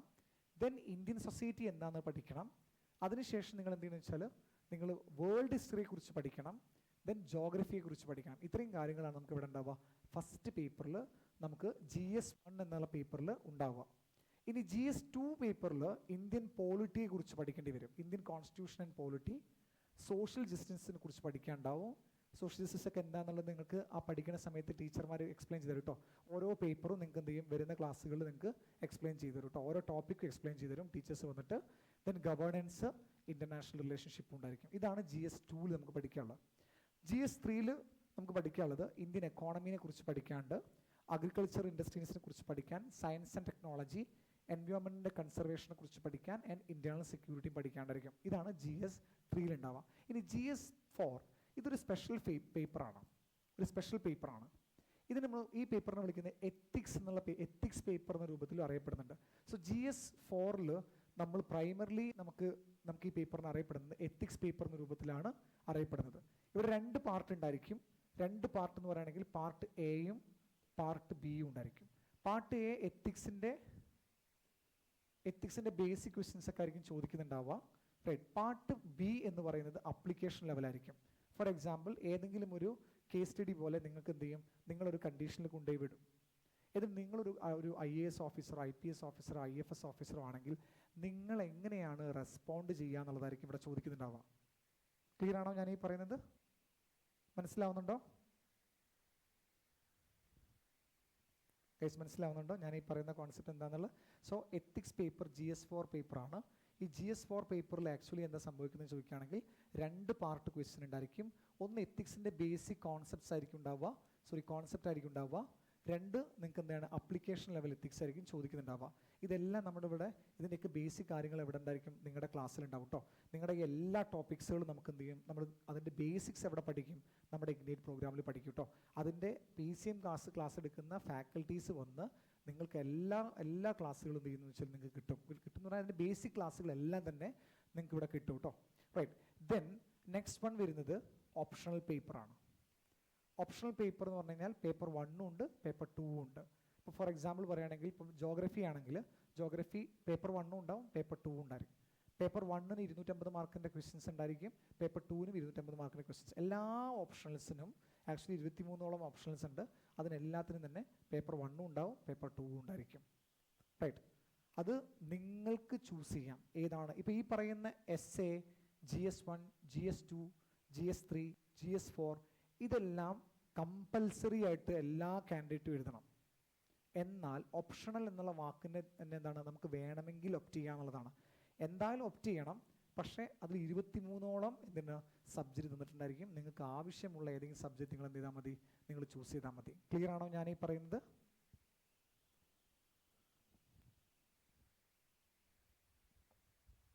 ക്ലിയർ ആണോ? മുഹമ്മദ് ഫർസാദ്, റിയ, വൃന്ദ, ഒരു സൂം യൂസർ ഉണ്ട്. ക്ലിയർ ആണോ ഞാൻ ഈ പറയുന്നത്? റൈറ്റ്. അപ്പം ഓപ്ഷണലിൻ്റെ ഓറിയൻറ്റേഷനൊക്കെ നമുക്ക് പിന്നീട് തരാം കേട്ടോ. നമ്മൾ ഈ പ്രാവശ്യം നമുക്ക് ഡിഫറെൻറ്റ് ഓപ്ഷൻസ്, ഞാനിവിടെ സോഷ്യോളജി ഓപ്ഷനിലാണ് എടുക്കുന്നത്. അതുപോലെ തന്നെ ജോഗ്രഫി ഓപ്ഷണൽ ഐലൻഡ് കൊടുക്കുന്നുണ്ട്, പബ്ലിക് അഡ്മിനിസ്ട്രേഷൻ കൊടുക്കുന്നുണ്ട്, PSIR കൊടുക്കുന്നുണ്ട്, മലയാളം കൊടുക്കുന്നുണ്ട്. അപ്പോൾ ഇങ്ങനത്തെയൊക്കെ ഓപ്ഷൻസ് ഇവിടെ നമ്മൾ കൊടുക്കുന്നുണ്ട്. അപ്പോൾ ആ ഓപ്ഷൻസ് ഒക്കെ എന്ത് ചെയ്യാന്ന് വെച്ചാൽ നമുക്ക് എന്ത് ചെയ്യാം, ഒരു ദിവസം കോഴ്സ് കുറച്ചുകൂടി മുന്നോട്ട് പോയതിന് ശേഷം ഓരോ ഓപ്ഷൻ്റെയും ഓറിയൻറ്റേഷൻസ് നമ്മൾ വയ്ക്കാൻ നോക്കാം കേട്ടോ. റൈറ്റ്. അപ്പോൾ ഇത്രയും കാര്യങ്ങളാണ് നമുക്ക് എന്ത് ചെയ്യുന്നത് വരുന്നത്. ഇനി ഇതിലൊക്കെ തന്നെ എല്ലാ പേപ്പറും ആക്ച്വലി 250 മാർക്കിന് ഉണ്ടാവുക. 3 മണിക്കൂർ കൊണ്ട് നിങ്ങൾ എന്ത് ചെയ്യണം, ആ പേപ്പറുകളെല്ലാം എഴുതി കംപ്ലീറ്റ് ചെയ്യണം. റൈറ്റ്. എന്തെങ്കിലും ഡിഫറൻഷ്യബിലിറ്റി ഉണ്ടെങ്കിൽ മാത്രമേ നിങ്ങൾക്ക് എന്ത് ചെയ്യൂ, സമയം കുറച്ച് കൂട്ടിത്തരുള്ളൂ. അല്ലാത്ത കേസിൽ 3 മണിക്കൂർ കൊണ്ട് നിങ്ങൾ എന്ത് ചെയ്യണം, ഈ പേപ്പർ എഴുതി കംപ്ലീറ്റ് ആക്കണം. റൈറ്റ്. ഇത്രയും കാര്യങ്ങളാണ് നമുക്കിവിടെ വരുന്നത്. ഇപ്പം ഓപ്ഷണൽസിൻ്റെ കേസിലേക്ക് വരുന്ന സമയത്ത് നേരത്തെ പറഞ്ഞ പോലെ ഐലൻഡിൽ ജോഗ്രഫി ഓപ്ഷണൽ ഉണ്ട്, അതുപോലെ തന്നെ പബ്ലിക് അഡ്മിനിസ്ട്രേഷൻ ഓപ്ഷണൽ ഉണ്ട്, സോഷ്യോളജി ഓപ്ഷണൽ ഉണ്ട്, മലയാളം ഓപ്ഷണൽ ഇവിടെ കൊടുക്കുന്നുണ്ട് നമ്മൾ, PSIR ഓപ്ഷണൽ കൊടുക്കുക. അപ്പോൾ 5 ഓപ്ഷണൽസ് ആണ് ഐലൻഡിൽ നമ്മൾ എന്ത് ചെയ്യുന്നത്, നമ്മൾ കൊടുക്കുന്നത്. Geography, sociology, Malayalam, PSIR, public administration നമ്മൾ എന്ത് ചെയ്യുന്നത്, നമ്മൾ കൊടുക്കുന്നുണ്ട്. റൈറ്റ്. അപ്പം ഇത് നിങ്ങൾ എന്താണ് എന്താ പറയുക, നമുക്കൊരു ഇമ്പോർട്ടൻ്റ് ആയിട്ടുള്ള കാര്യങ്ങളാണ്. എന്തുകൊണ്ടാണെന്ന് ചോദിച്ചാൽ 500 മാർക്കും നിങ്ങൾക്ക് ഒരൊറ്റ സബ്ജക്റ്റിനാണ് വരാൻ വേണ്ടി പോകുന്നത്. ഇവിടെ നിങ്ങൾ നോക്കൂ, GSൽ ഒരുപാട് സബ്ജക്റ്റുകളാണ് ഓരോ പേപ്പറിലും വരുന്നത് അല്ലേ. ഓരോ പേപ്പറിലും ഒരുപാട് സബ്ജക്റ്റുകൾ പഠിക്കാനുണ്ട്. റൈറ്റ്. പക്ഷെ അങ്ങനെയല്ല ഇവിടെ ഉള്ളത്. ഒരൊറ്റ പെർട്ടിക്കുലർ സബ്ജക്റ്റിനെ 2ആയി ബൈഫിക്കേറ്റ് ചെയ്ത് പേപ്പർ 1, പേപ്പർ 2 എന്ന് പറയുന്നത്. അപ്പം 2025 മാർക്കിൽ 500 മാർക്കും ഒരൊറ്റ സബ്ജക്റ്റിനാണ് വരുന്നത്. വിച്ച് മീൻസ് ദാറ്റ് ഒരു പെർട്ടിക്കുലർ സബ്ജക്റ്റ് വളരെ ക്രൂഷ്യലായി മാറുന്നു. അതാണ് ഓപ്ഷണൽ പേപ്പർ എന്ന് പറയുന്നത്. അപ്പോൾ സ്വാഭാവികമായിട്ട് ഇവിടെ നിങ്ങൾ ഓപ്ഷണൽ തിരഞ്ഞെടുക്കുമ്പോൾ നല്ല രൂപത്തിൽ ആലോചിച്ച് നിങ്ങൾക്ക് ഏറ്റവും താല്പര്യമുള്ള ഓപ്ഷനിൽ മാത്രമേ നിങ്ങൾ എന്ത് ചെയ്യാൻ വേണ്ടി പാടുള്ളൂ, നിങ്ങൾ തിരഞ്ഞെടുക്കാൻ വേണ്ടി പാടുള്ളൂ. കാരണം നിയർ ടു 1/4 ഈ പ്രിപ്പറേഷൻ്റെ ഇൻക്ലൂഡിങ് ഇൻ്റർവ്യൂവിൻ്റെ മാർക്ക് അടക്കം കൂട്ടുകയാണെങ്കിൽ നിയർ ടു 1/4 നിങ്ങളുടെ ഈ എക്സാമിൻ്റെ മാർക്കും വരുന്നത് എവിടെ നിന്നാണ്, നിങ്ങൾക്ക് ഓപ്ഷണൽ പേപ്പറിൽ നിന്നാണ്. അപ്പോൾ അത് നിങ്ങൾ സെലക്ട് ചെയ്ത് തിരഞ്ഞെടുത്ത് നന്നായി നിങ്ങൾക്ക് റിസൾട്ടും കാര്യങ്ങളും പഠിപ്പിക്കുന്ന ആളുടെ ക്ലാസ്സുകളെല്ലാം നോക്കിയിട്ട് നിങ്ങൾ എന്ത് ചെയ്യുക, നല്ല ഓപ്ഷൻസ് നിങ്ങൾ തിരഞ്ഞെടുക്കാൻ നോക്കുക. ഇവിടെ ഈ കോഴ്സിൽ ഇഗ്നൈറ്റിൻ്റെ കോഴ്സിൽ നമുക്ക് ഓപ്ഷണൽ കൊടുക്കുന്നില്ല, നമുക്ക് GS ക്ലാസ്സുകൾ മാത്രമാണ് കൊടുക്കുന്നത്. ക്ലിയർ ആണല്ലോ ഞാൻ ഈ പറയുന്നത്? ക്ലിയർ ആണല്ലോ? ഓക്കെ. ഇനി ഒരു കോച്ചിങ് എടുക്കേണ്ട ആവശ്യമുണ്ടോ, അല്ലെങ്കിൽ കോച്ചിങ്ങിനെ എടുത്തു കഴിഞ്ഞാലുള്ള ഗുണം എന്താണ്, കോച്ചിങ് എടുക്കാതെയും എക്സാം പഠിച്ചൂടെ എന്നുള്ള ക്വസ്റ്റ്യൻസൊക്കെ ഒരുപാട് കുട്ടികൾക്കിടയിലുണ്ടാവും. ഈ എക്സാമിന് കോച്ചിങ് ഇല്ലാതെയും പരീക്ഷ പാസ്സായിരുന്ന കുട്ടികളുണ്ട്. പക്ഷേ കോച്ചിങ് ഇല്ലാത്ത കുട്ടികൾക്കും ആരുണ്ടായിരിക്കും, ഒരു മെൻറ്റർ ഉണ്ടായിരിക്കും. ഏതെങ്കിലും ഒരു സ്റ്റേജിലെങ്കിലും ഒരു മെൻറ്റർ ഉണ്ടായിരിക്കും, ഒരു മെൻറ്ററെങ്കിലും അവർക്ക് ഉണ്ടായിരിക്കും. അതെന്തുകൊണ്ടെന്നറിയോ? ഒരു മെൻറ്റർ, നല്ല മെൻറ്റർ ഉണ്ടെങ്കിൽ മാത്രമേ നമുക്ക് ഈ പരീക്ഷ പാസ്സാകാൻ വേണ്ടി പറ്റുള്ളൂ. ഞാൻ കാണിച്ചു തരാം എന്താണെന്നുള്ളത്. നോക്കൂ, നിങ്ങളിവിടെ ക്വസ്റ്റ്യൻസ് കണ്ടോ? ഇവിടെ ക്വസ്റ്റ്യൻസ് വരുന്നത് increasing marriage between caste which have socio economic party have increased to some extent but this is less true of inter religious marriage discuss. ഇതൊരു ക്വസ്റ്റ്യൻ ആണ്. അതുപോലെ തന്നെ വേറൊരു ക്വസ്റ്റ്യൻ ആണ്, examine the need for electoral reforms as suggested by various committees with particular reference to one nation one election principle. ഇതൊക്കെ question ആണ്. ഈ ക്വസ്റ്റ്യനൊക്കെ എങ്ങനെയാണെങ്കിലും ഈ ക്വസ്റ്റ്യൻ നമുക്ക് രണ്ട് രൂപത്തിൽ എഴുതാം. എങ്ങനെ എഴുതാം? ഒന്ന് UPC ഡിമാൻഡ് ചെയ്യുന്ന രൂപത്തിലുള്ളൊരു ആൻസർ എഴുതാം, അല്ലെങ്കിൽ നമ്മൾ നേരത്തെ പറഞ്ഞ അക്കാഡമിക് ലെവലിൽ നമുക്ക് എഴുതാം. കോമ്പറ്റേറ്റീവ് ലേണിങ്ങിലും എഴുതാം, അക്കാഡമിക് ലേണിങ്ങിലും നമുക്ക് എന്ത് ചെയ്യാം, ഈ ക്വസ്റ്റ്യൻസ് ഒക്കെ അറ്റൻഡ് ചെയ്യാം. കോമ്പറ്റേറ്റീവ് ലേണിംഗ് ലെവലിൽ നമ്മൾ ഈ എക്സാം എഴുതിയാൽ മാത്രമേ നമുക്ക് എന്ത് കിട്ടൂ, മാർക്ക് കിട്ടുള്ളൂ. ബിക്കോസ് ഓരോ ക്വസ്റ്റ്യനും UPC വളരെ ക്ലിയർ ആയിട്ട് വേർഡ് ലിമിറ്റ് എന്ന് പറഞ്ഞ കോൺസെപ്റ്റ് വെച്ചിട്ടുണ്ടായിരിക്കും. 150 വേർഡ് ഓർ എൽസ് എന്താണ് 250 വേർഡ്സ് എന്ന് പറഞ്ഞ രൂപത്തിൽ എന്ത് ചെയ്തിട്ടുണ്ടായിരിക്കും, UPC വെച്ചിട്ടുണ്ടായിരിക്കും. അപ്പോൾ സ്വാഭാവികമായിട്ടും റൈറ്റിംഗ് വളരെ ഇമ്പോർട്ടൻ്റ് ആണ് UPC സിവിൽ സർവീസ് എക്സാമിനെ സംബന്ധിച്ചുള്ളത് ഓർത്ത് വയ്ക്കാം. റൈറ്റ് ചെയ്താൽ മാത്രം പോരാ, അതിൻ്റെ ഫീഡ്ബാക്ക് കിട്ടണം. അതിൻ്റെ ഫീഡ്ബാക്ക് കിട്ടുക എന്ന് പറയുന്നത് വളരെ ഇമ്പോർട്ടൻ്റ് ആണ്. ഫോർ എക്സാമ്പിൾ നമ്മൾ നോക്കുകയാണെങ്കിൽ താഴോട്ടേക്ക് വരുന്ന സമയത്ത് ഇപ്പോൾ ഇവിടെ നിങ്ങൾ കാണുന്നുണ്ടാവും ഒരു പേപ്പർ, ഐലൻഡ് തന്നെ ഒരു കുട്ടിയുടെ പേപ്പറാണ്. നമ്മൾ ദേവിക പ്രിയദർശിനി തന്നെ കുട്ടിയുടെ പേപ്പറാണ്. അപ്പോൾ ദേവികയുടെ പേപ്പർ നോക്കുന്ന സമയത്ത് നിങ്ങൾക്ക് കണ്ടാൽ മനസ്സിലാവും, ഇവിടെ ഒരു ഇൻട്രൊഡക്ഷൻ കൊടുത്തിട്ടുണ്ട്, റൈറ്റ്. ദെൻ ഒരു ബ്രിഡ്ജ് ഇവിടെ വരച്ചിട്ടുണ്ട്. ബ്രിഡ്ജ് എന്ന് പറയുകയാണെങ്കിൽ മെയിൻ ആയിട്ടുള്ള കുറച്ച് ഫീച്ചേഴ്സ് എഴുതിയിട്ടുണ്ട്.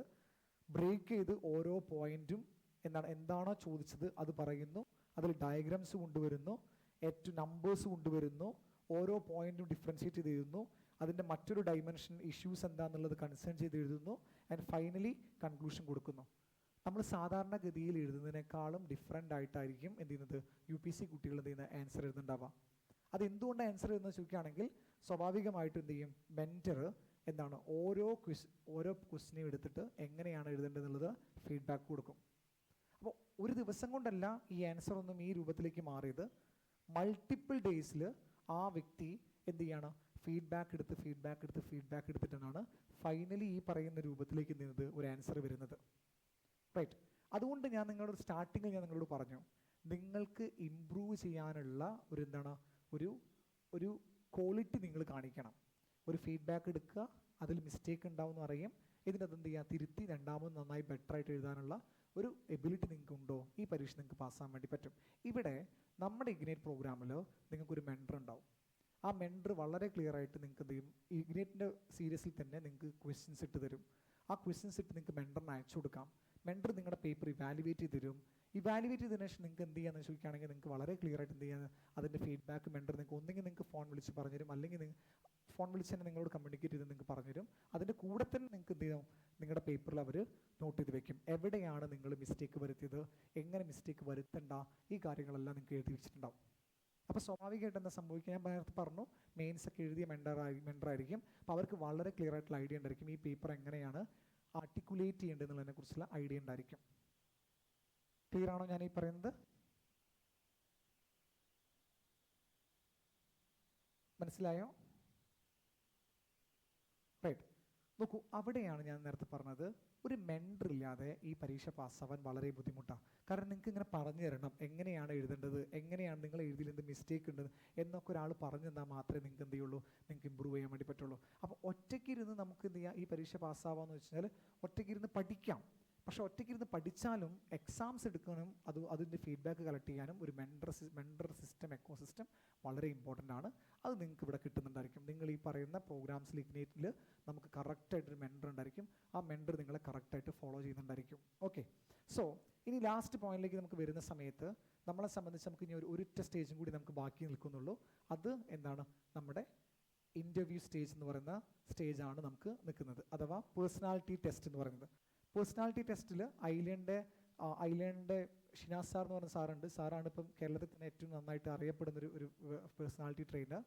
സാറിൻ്റെ കീഴിൽ കണ്ടിന്യൂസ് ആയിട്ട് കുട്ടികൾക്ക് നല്ല മാർക്ക് സ്കോർ ചെയ്യാറുണ്ട് പേഴ്സണാലിറ്റി ടെസ്റ്റിന് പോയിട്ടുള്ളത്. ഈ വർഷം UPSCയുടെ ചരിത്രത്തിൽ തന്നെ 220 കിട്ടിയിട്ടുള്ള കുട്ടിയുണ്ട്, അഞ്ജന എന്ന് പറഞ്ഞ കുട്ടി. അവരെല്ലാം തന്നെ ആക്ച്വലി എന്താണ് ഷിനാസ് സാറിൻ്റെ അടുത്ത് നിന്നാണ് എന്ത് ചെയ്യുന്നത്, ഈ പറയുന്ന കോച്ചിങ് എല്ലാം എടുത്ത് പോയിട്ടുണ്ടായിരുന്നത്. സോ സിംപ്ലി പറഞ്ഞു കഴിഞ്ഞാൽ പേഴ്സണാലിറ്റി ടെസ്റ്റിൽ നിങ്ങളോട് UPSC ചോദിക്കുന്ന കാര്യം ഇത്ര മാത്രമേ ഉള്ളൂ, അതായത് നിങ്ങളുടെ പേഴ്സണാലിറ്റി എന്താണ്, അത്രയേ ഉള്ളൂ. നിങ്ങളുടെ നോളജ് എന്താണെന്നല്ല, നിങ്ങളുടെ പേഴ്സണാലിറ്റി എന്താണെന്നുള്ളതാണ് UPSC ചോദിക്കുന്നത്. റൈറ്റ്. അപ്പോൾ UPSC നിങ്ങളോട് വളരെ കറക്റ്റായിട്ടൊരു അരമണിക്കൂർ സംസാരിക്കും. അവർ പല കാര്യങ്ങളെക്കുറിച്ച് കാര്യങ്ങളും നിങ്ങളോട് ചോദിക്കും. അത് നിങ്ങൾ കറക്റ്റായിട്ട് നിങ്ങൾ അവരുടെ മുന്നിൽ എക്സ്പ്ലെയിൻ ചെയ്യുന്നത് എങ്ങനെയാണെന്ന് നോക്കും. നോളജ് അല്ല, ശ്രദ്ധിക്കണേ, നോളജ് അല്ല, this is basically personality test എന്നുള്ളതാണ് UPSC പറയുന്നത്. എൻ്റെ റൂംമേറ്റിൻ്റെ ഫ്രണ്ട്, റൈറ്റ്, ഒരു വ്യക്തി, അദ്ദേഹത്തിന് 5 ക്വസ്റ്റ്യൻസ് കണ്ടിന്യൂസ് ക്വസ്റ്റ്യൻസിന് ആൻസർ എഴുതാൻ വേണ്ടി പറ്റില്ല, പറയാൻ വേണ്ടി പറ്റില്ല. But he scored 185 marks out of 275. വലിയ മാർക്കാണ്. ഇപ്പോൾ ഈ വർഷം കുറേ പേർക്ക് നല്ല നല്ല മാർക്കുണ്ട്, 200-ന് പുറമെ കുറേ പേർക്കുണ്ട്. പക്ഷേ ഇത് ഒരു 3 വർഷം മുന്നത്തെ മാർക്കാണ് ഞാൻ പറയുന്നത്. ആ സമയത്ത് 185 മാർക്ക് സ്കോർ ചെയ്യുക എന്ന് പറഞ്ഞാൽ ഭയങ്കര നല്ല മാർക്കായിരുന്നു. അപ്പം ചുരുക്കി പറഞ്ഞു കഴിഞ്ഞാൽ 5 question I don't know sir എന്ന് പറഞ്ഞൊരു വ്യക്തിക്ക് പോലും എന്ത് ചെയ്തിട്ടുണ്ട്, 185 മാർക്ക് കിട്ടിയിട്ടുണ്ടെങ്കിൽ ഇറ്റ്സ് ബേസിക്കലി നിങ്ങളുടെ ക്യാരക്ടറിനെ എന്ത് ചെയ്യണം, അസസ് ചെയ്യുന്നൊരു ടെസ്റ്റാണ് ഈ പേഴ്സണാലിറ്റി ടെസ്റ്റ് എന്നുള്ളത് ഓർത്ത് വയ്ക്കുക. നിങ്ങളുടെ നോളജ് എല്ലാം അവിടെ എന്ത് ചെയ്യുന്നത്, പ്രൈമറിലി അവർ ചെക്ക് ചെയ്യുന്നത്. ക്ലിയർ ആണോ ഞാൻ ഈ പറയുന്നത്? ക്ലിയർ ആണോ?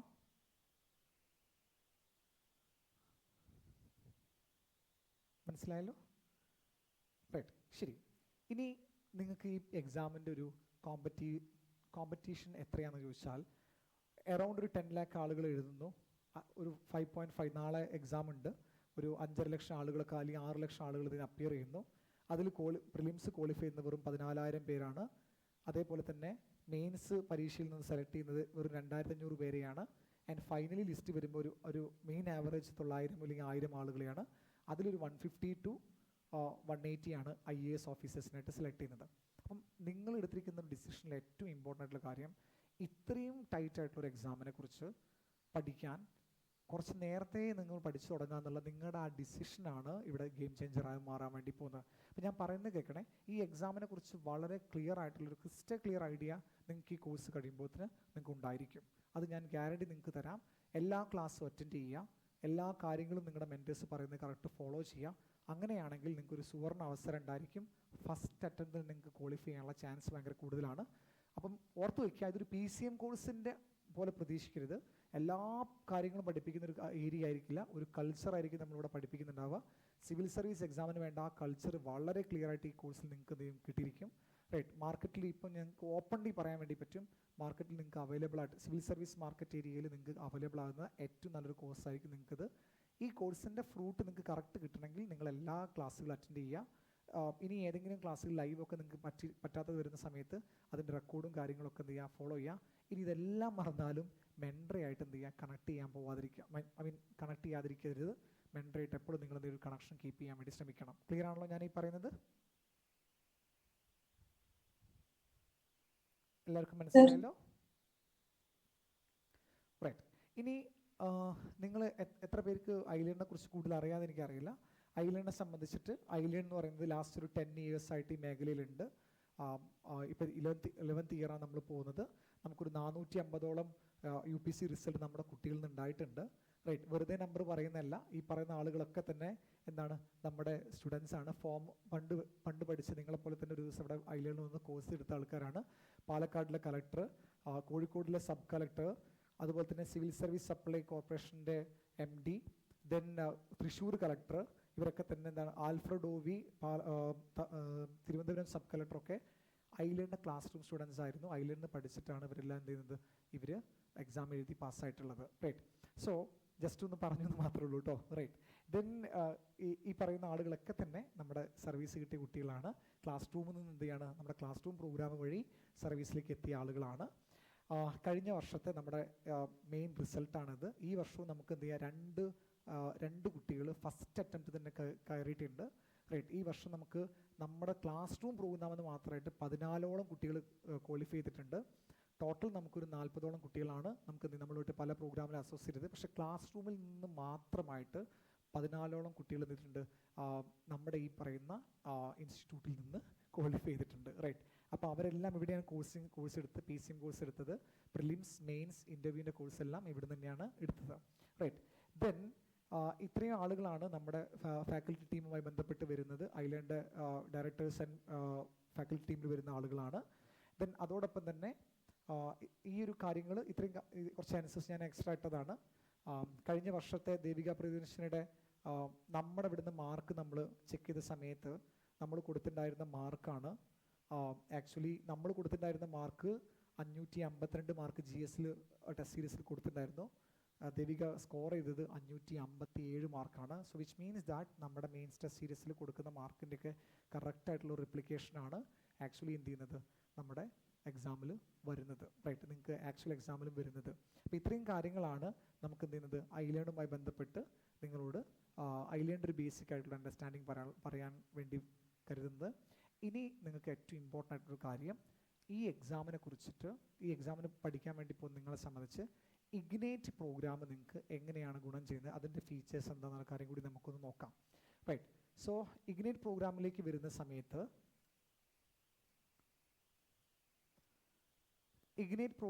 വരുന്ന സമയത്ത് നിങ്ങൾ നോക്കേണ്ട കുറച്ച് കാര്യങ്ങൾ ഞാൻ പറഞ്ഞുതരാം. ഒന്ന്, ഈ കോഴ്സ് നമ്മൾ കൺസ്ട്രക്ട് ചെയ്തിരിക്കുന്നത് നിങ്ങളുടെ അക്കാഡമിക്സിനെ ഒരു കാരണവശാലും ബുദ്ധിമുട്ടിക്കരുതെന്ന് വെച്ചിട്ടാണ് നമ്മൾ ചെയ്തത്. അതുകൊണ്ട് തന്നെ നമ്മൾ ഈ പ്രോഗ്രാമിനെ ക്രാഫ്റ്റ് ചെയ്തിരിക്കുന്നത് കുറച്ചൊരു ഡിഫറെൻറ്റ് മെത്തേഡിലാണ്. Monday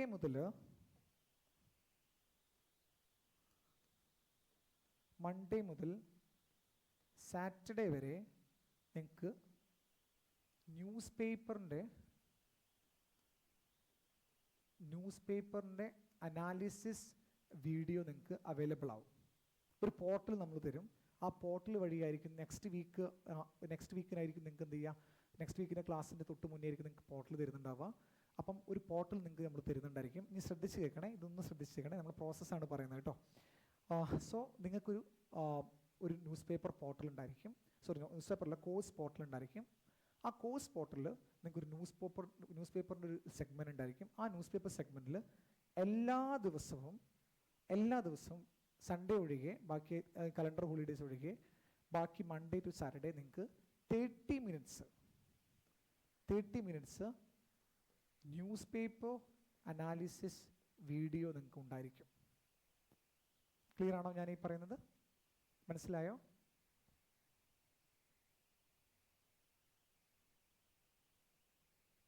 right. ഇനി എന്തിനാണ് ഈ news paper analysis video? Right. ഒരു കോഴ്സിൽ UPSC സിവിൽ സർവീസിൻ്റെ കോഴ്സിൽ ന്യൂസ് പേപ്പർ എന്ന് പറയുന്നത് ഒട്ടും ഒഴിച്ചുകൂടാൻ പറ്റാത്ത ഒരു അവിഭാജ്യ ഘടകമാണ്. പക്ഷെ പലപ്പോഴും കാൻഡിഡേറ്റ്സ് എന്താ ചെയ്യാന്നറിയോ? കാൻഡിഡേറ്റ്സിന് പലപ്പോഴും ന്യൂസ് പേപ്പർ എങ്ങനെ വായിക്കണം എന്ന് അറിയാത്തൊരവസ്ഥ ഉണ്ടാവും. കാരണം എന്താ, നമ്മളങ്ങനെ ഒരു ശീലം നമുക്ക് ചിലപ്പോൾ ഉണ്ടാവണം താല്പര്യമില്ല. അപ്പോൾ പ്രത്യേകിച്ച് ഇനി വായിക്കുകയാണെങ്കിൽ തന്നെ ഏതെങ്കിലും സിമ്പിളായ ന്യൂസ് പേപ്പേഴ്സ് വായിക്കുന്നതായിരിക്കും. ഹിന്ദു പോലുള്ള ന്യൂസ് പേപ്പറൊക്കെ വായിക്കുന്നത് കുറവായിരിക്കും. ഇനി വായിച്ചാൽ തന്നെ അതിന് UPSCയുടെ രൂപത്തിൽ എങ്ങനെ വായിക്കണം എന്നുള്ളത് കുട്ടികൾക്ക് അറിയുന്നുണ്ടാവില്ല. ഈ ഒരു പ്രശ്നത്തിനെ നമ്മൾ സോർട്ട് ഔട്ട് ചെയ്യാൻ വേണ്ടിയിട്ടാണ് നമ്മൾ ന്യൂസ് പേപ്പർ അനാലിസിസ് വീഡിയോ എന്ന് പറഞ്ഞ പ്രോഗ്രാം നമ്മൾ സ്റ്റാർട്ട് ചെയ്തത്. അപ്പോൾ എങ്ങനെയാണെന്നറിയോ, ഇതൊരു iDNA എന്ന് പറഞ്ഞ പ്രോഗ്രാമിൻ്റെ ഭാഗമായിട്ടാണ് ഇത് വരുന്നുണ്ടാവുക. iDNA എന്താണ്? ഈ iDNA എന്ന് ചോദിച്ചാൽ 3 കാര്യങ്ങളാണ് നമുക്ക് ഈ iDNAയിൽ ഉണ്ടാവുക. iDNAയിൽ എല്ലാ ദിവസവും രാവിലെ നിങ്ങൾക്കൊരു 7 o'clock to 8 മുന്നിലായിട്ട് ഒരു ബീക്കൺ എന്ന് പറഞ്ഞിട്ടുള്ള ഒരു PDF നിങ്ങളുടെ ചാനലിലേക്ക് വരും. ബീക്കൺ എന്നുള്ള PDF നിങ്ങളുടെ ചാനലിലേക്ക് വരും. ഈ ബീക്കണിൽ നിങ്ങൾക്ക് അന്നത്തെ ദിവസം വായിക്കേണ്ട ന്യൂസ് പേപ്പറിലെ ഏറ്റവും ഇമ്പോർട്ടൻ്റ് ആയിട്ടുള്ള ന്യൂസിനെ കുറിച്ചിട്ടുള്ള ന്യൂസിൻ്റെ ഹെഡ്ലൈൻസ് ഉണ്ടായിരിക്കും. ഏതൊക്കെ ന്യൂസാണ് വായിക്കേണ്ടത് എന്നുള്ളത് ഈ ബീക്കണിൽ കൊടുത്തിട്ടുണ്ടായിരിക്കും. ക്ലിയർ ആണോ ഞാൻ ഈ പറയുന്നത്? ഓരോ ദിവസം ന്യൂസ് പേപ്പർ വായിക്കേണ്ട ഏറ്റവും ഇമ്പോർട്ടൻ്റ് ആയിട്ടുള്ള ന്യൂസ് എന്താണെന്നുള്ളത് അതിൽ കൊടുത്തിട്ടുണ്ടായിരിക്കും. ക്ലിയർ ആണോ ഞാൻ ഈ പറയുന്നത്? മനസ്സിലായോ?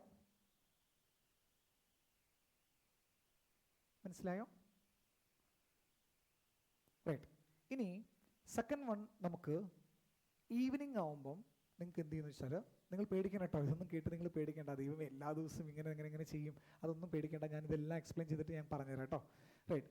IDNL രണ്ടാമത്തെ പ്രോഗ്രാം എന്ന് പറയുന്നത് എല്ലാ ദിവസവും നിങ്ങൾക്ക് ന്യൂസ് പേപ്പർ അനാലിസിസ് വീഡിയോ ഉണ്ടായിരിക്കും. ഇപ്പം എല്ലാ ന്യൂസും നമുക്ക് എങ്ങനെ വായിക്കാനാ അല്ലേ? എല്ലാ ദിവസവും ഇത് വായിച്ചു പോകുക പറഞ്ഞിട്ട് കാര്യമുണ്ടോ? ഈ കൺഫ്യൂഷനൊക്കെ നമ്മുടെ ഉള്ളിലുണ്ടായിരിക്കും, റൈറ്റ്? ഇനി എങ്ങനെയാണ് നമ്മളിത് വായിച്ചു തീർക്കുക? നമുക്ക് ഒരു ന്യൂസ് പേപ്പർ വായിക്കണമെങ്കിൽ എത്ര സമയം പോകും? അത്രയൊക്കെ സമയം നമുക്ക് ഉണ്ടോ? പഠിക്കാൻ കോളേജിലെ കാര്യങ്ങൾ ചെയ്യാണ്ട്, പിന്നെ കുറച്ചൊക്കെ നമുക്ക് എന്ത് ചെയ്യാം, നമുക്ക് കുറേ ഫൺ ആക്ടിവിറ്റീസും കാര്യങ്ങളും സ്കില്ലും ഒക്കെ ചെയ്യേണ്ട ആവശ്യമുണ്ട്. പിന്നെ കുറച്ചൊക്കെ വെറുതെ ഇരിക്കാനും സമയം ഉണ്ടാവണം. അപ്പോൾ ഇതിൻ്റെയൊക്കെ ഇടയിൽ എന്താ എല്ലാ ദിവസവും ന്യൂസ് പേപ്പർ ഇത് വായിക്കാൻ വേണ്ടി പറ്റുമോ? ഇതൊക്കെ നമ്മുടെ ക്വസ്റ്റ്യൻ ആയിരിക്കും. അപ്പോൾ അവിടെയാണ് നിങ്ങൾ മനസ്സിലാക്കേണ്ടത് എന്താണ്, അവിടെ നിങ്ങളെ ഹെൽപ്പ് ചെയ്യാൻ വേണ്ടിയിട്ടാണ് നമ്മൾ ഈ ന്യൂസ് പേപ്പർ അനാലിസിസ് വീഡിയോ കൊണ്ടുവന്നിട്ടുള്ളത്. ന്യൂസ് പേപ്പർ അനാലിസിസ് വീഡിയോയിൽ ഒരു മെയിൻസ് എഴുതിയിട്ടുള്ളൊരു കുട്ടി നിങ്ങൾക്ക് നമ്മുടെ ഇവിടുത്തെ ഫാക്കൽറ്റിയാണ്. ഫാക്കൽറ്റി നിങ്ങൾക്ക് എന്ത് ചെയ്യും, നിങ്ങൾക്ക് ന്യൂസ് പേപ്പർ എടുത്ത് 30 മിനിറ്റ്സിനുള്ളിൽ നിങ്ങൾക്ക് ഏറ്റവും ഇമ്പോർട്ടൻ്റ് ആയിട്ട് ന്യൂസ് പേപ്പർ UPSCക്ക് വേണ്ട രൂപത്തിൽ എങ്ങനെ വായിക്കാമെന്നത് അവർ നിങ്ങൾക്ക് വായിച്ച് കാണിച്ചു തരും. ക്ലിയർ ആണോ ഞാൻ ഈ പറയുന്നത്? ക്ലിയർ ആണോ ഗൈസ്? ഞാൻ പറയുന്നത് മനസ്സിലാവുന്നുണ്ടോ? അപ്പം നിങ്ങൾക്ക് എന്ത് ചെയ്യാം, അവരെ കൂടെ നിങ്ങളൊരു 2 മന്ത് നിങ്ങൾ ഈ പ്രോസസ്സിൽ ഏർപ്പെട്ട് കഴിഞ്ഞാൽ നിങ്ങളുടെ നോളജ് ബാങ്ക് എന്ത് ചെയ്യും, ഇൻക്രീസ് ചെയ്യും. ഡെഫിനറ്റ്ലി നിങ്ങളുടെ നോളജ് ബാങ്ക് എന്ത് ചെയ്യും, ഇൻക്രീസ് ചെയ്യും. Plus how to read news paper for UPSC എന്നുള്ളതിനെ കുറിച്ചുള്ള വ്യക്തമായ ധാരണ ആർക്കുണ്ടായിരിക്കും, നിങ്ങൾക്ക് ഉണ്ടായിരിക്കും. 3 മാസം 4 മാസം കഴിഞ്ഞ് നിങ്ങൾ എന്ത് ചെയ്തു, ഈ വീഡിയോ കണ്ടിട്ട് നിങ്ങൾക്ക് എന്ത് ചെയ്യുകയാണ്, നിങ്ങൾക്ക് തോന്നുകയാണ് എന്താ ഇനിയിപ്പോൾ എനിക്ക് ഒറ്റയ്ക്ക് തന്നെ വായിക്കാമെന്ന് വെച്ചാൽ വായിക്കാം, നിങ്ങൾക്ക് വായിക്കാം കേട്ടോ, ഒരു കുഴപ്പമില്ല. പക്ഷേ എന്ത് ചെയ്യുക, ഈ പ്രോഗ്രാമിൻ്റെ ഭാഗമായി 10 മാസം 11 മാസം നിങ്ങൾക്ക് ഉണ്ടാകും. 10 മാസമാണ് പ്രോഗ്രാം. പക്ഷേ ഒരു 1 ഇയറോളം നിങ്ങൾക്ക് എന്തുണ്ടായിരിക്കും, ഈ ന്യൂസ് പേപ്പർ എന്താണ് സപ്പോർട്ട് നിങ്ങൾക്ക് കിട്ടുന്നുണ്ടായിരിക്കും. ഈ ന്യൂസ് പേപ്പർ വായിക്കുന്ന സമയത്ത് അവർ വളരെ ക്ലിയർ ആയിട്ട് കറണ്ട് അഫെയർ ന്യൂസുകളൊക്കെ വായിക്കുമ്പം ആ ഏരിയയിൽ നിന്ന് ഏതെങ്കിലും PYQs ചോദിച്ചിട്ടുണ്ടെങ്കിൽ അവരെ വായിക്കുന്നതിൻ്റെ കൂടെ അവരെന്ത് ചെയ്യും, ആ ന്യൂസും കൂടി അവർ കാണിക്കും, റൈറ്റ്? സോറി, ആ ക്വസ്റ്റിനും കൂടി അവർ കാണിക്കും. ഇങ്ങനൊരു PYQ വന്നിട്ടുണ്ട്, അത് PYQ നമുക്ക് ഇങ്ങനെ എന്ത് ചെയ്യാം, സോൾവ് ചെയ്യാമെന്ന് പറയും. ക്ലിയർ ആണോ ഞാൻ ഈ പറയുന്നത്? മനസ്സിലാവുന്നുണ്ടോ എല്ലാവർക്കും? എല്ലാവർക്കും ക്ലിയർ ആണോ?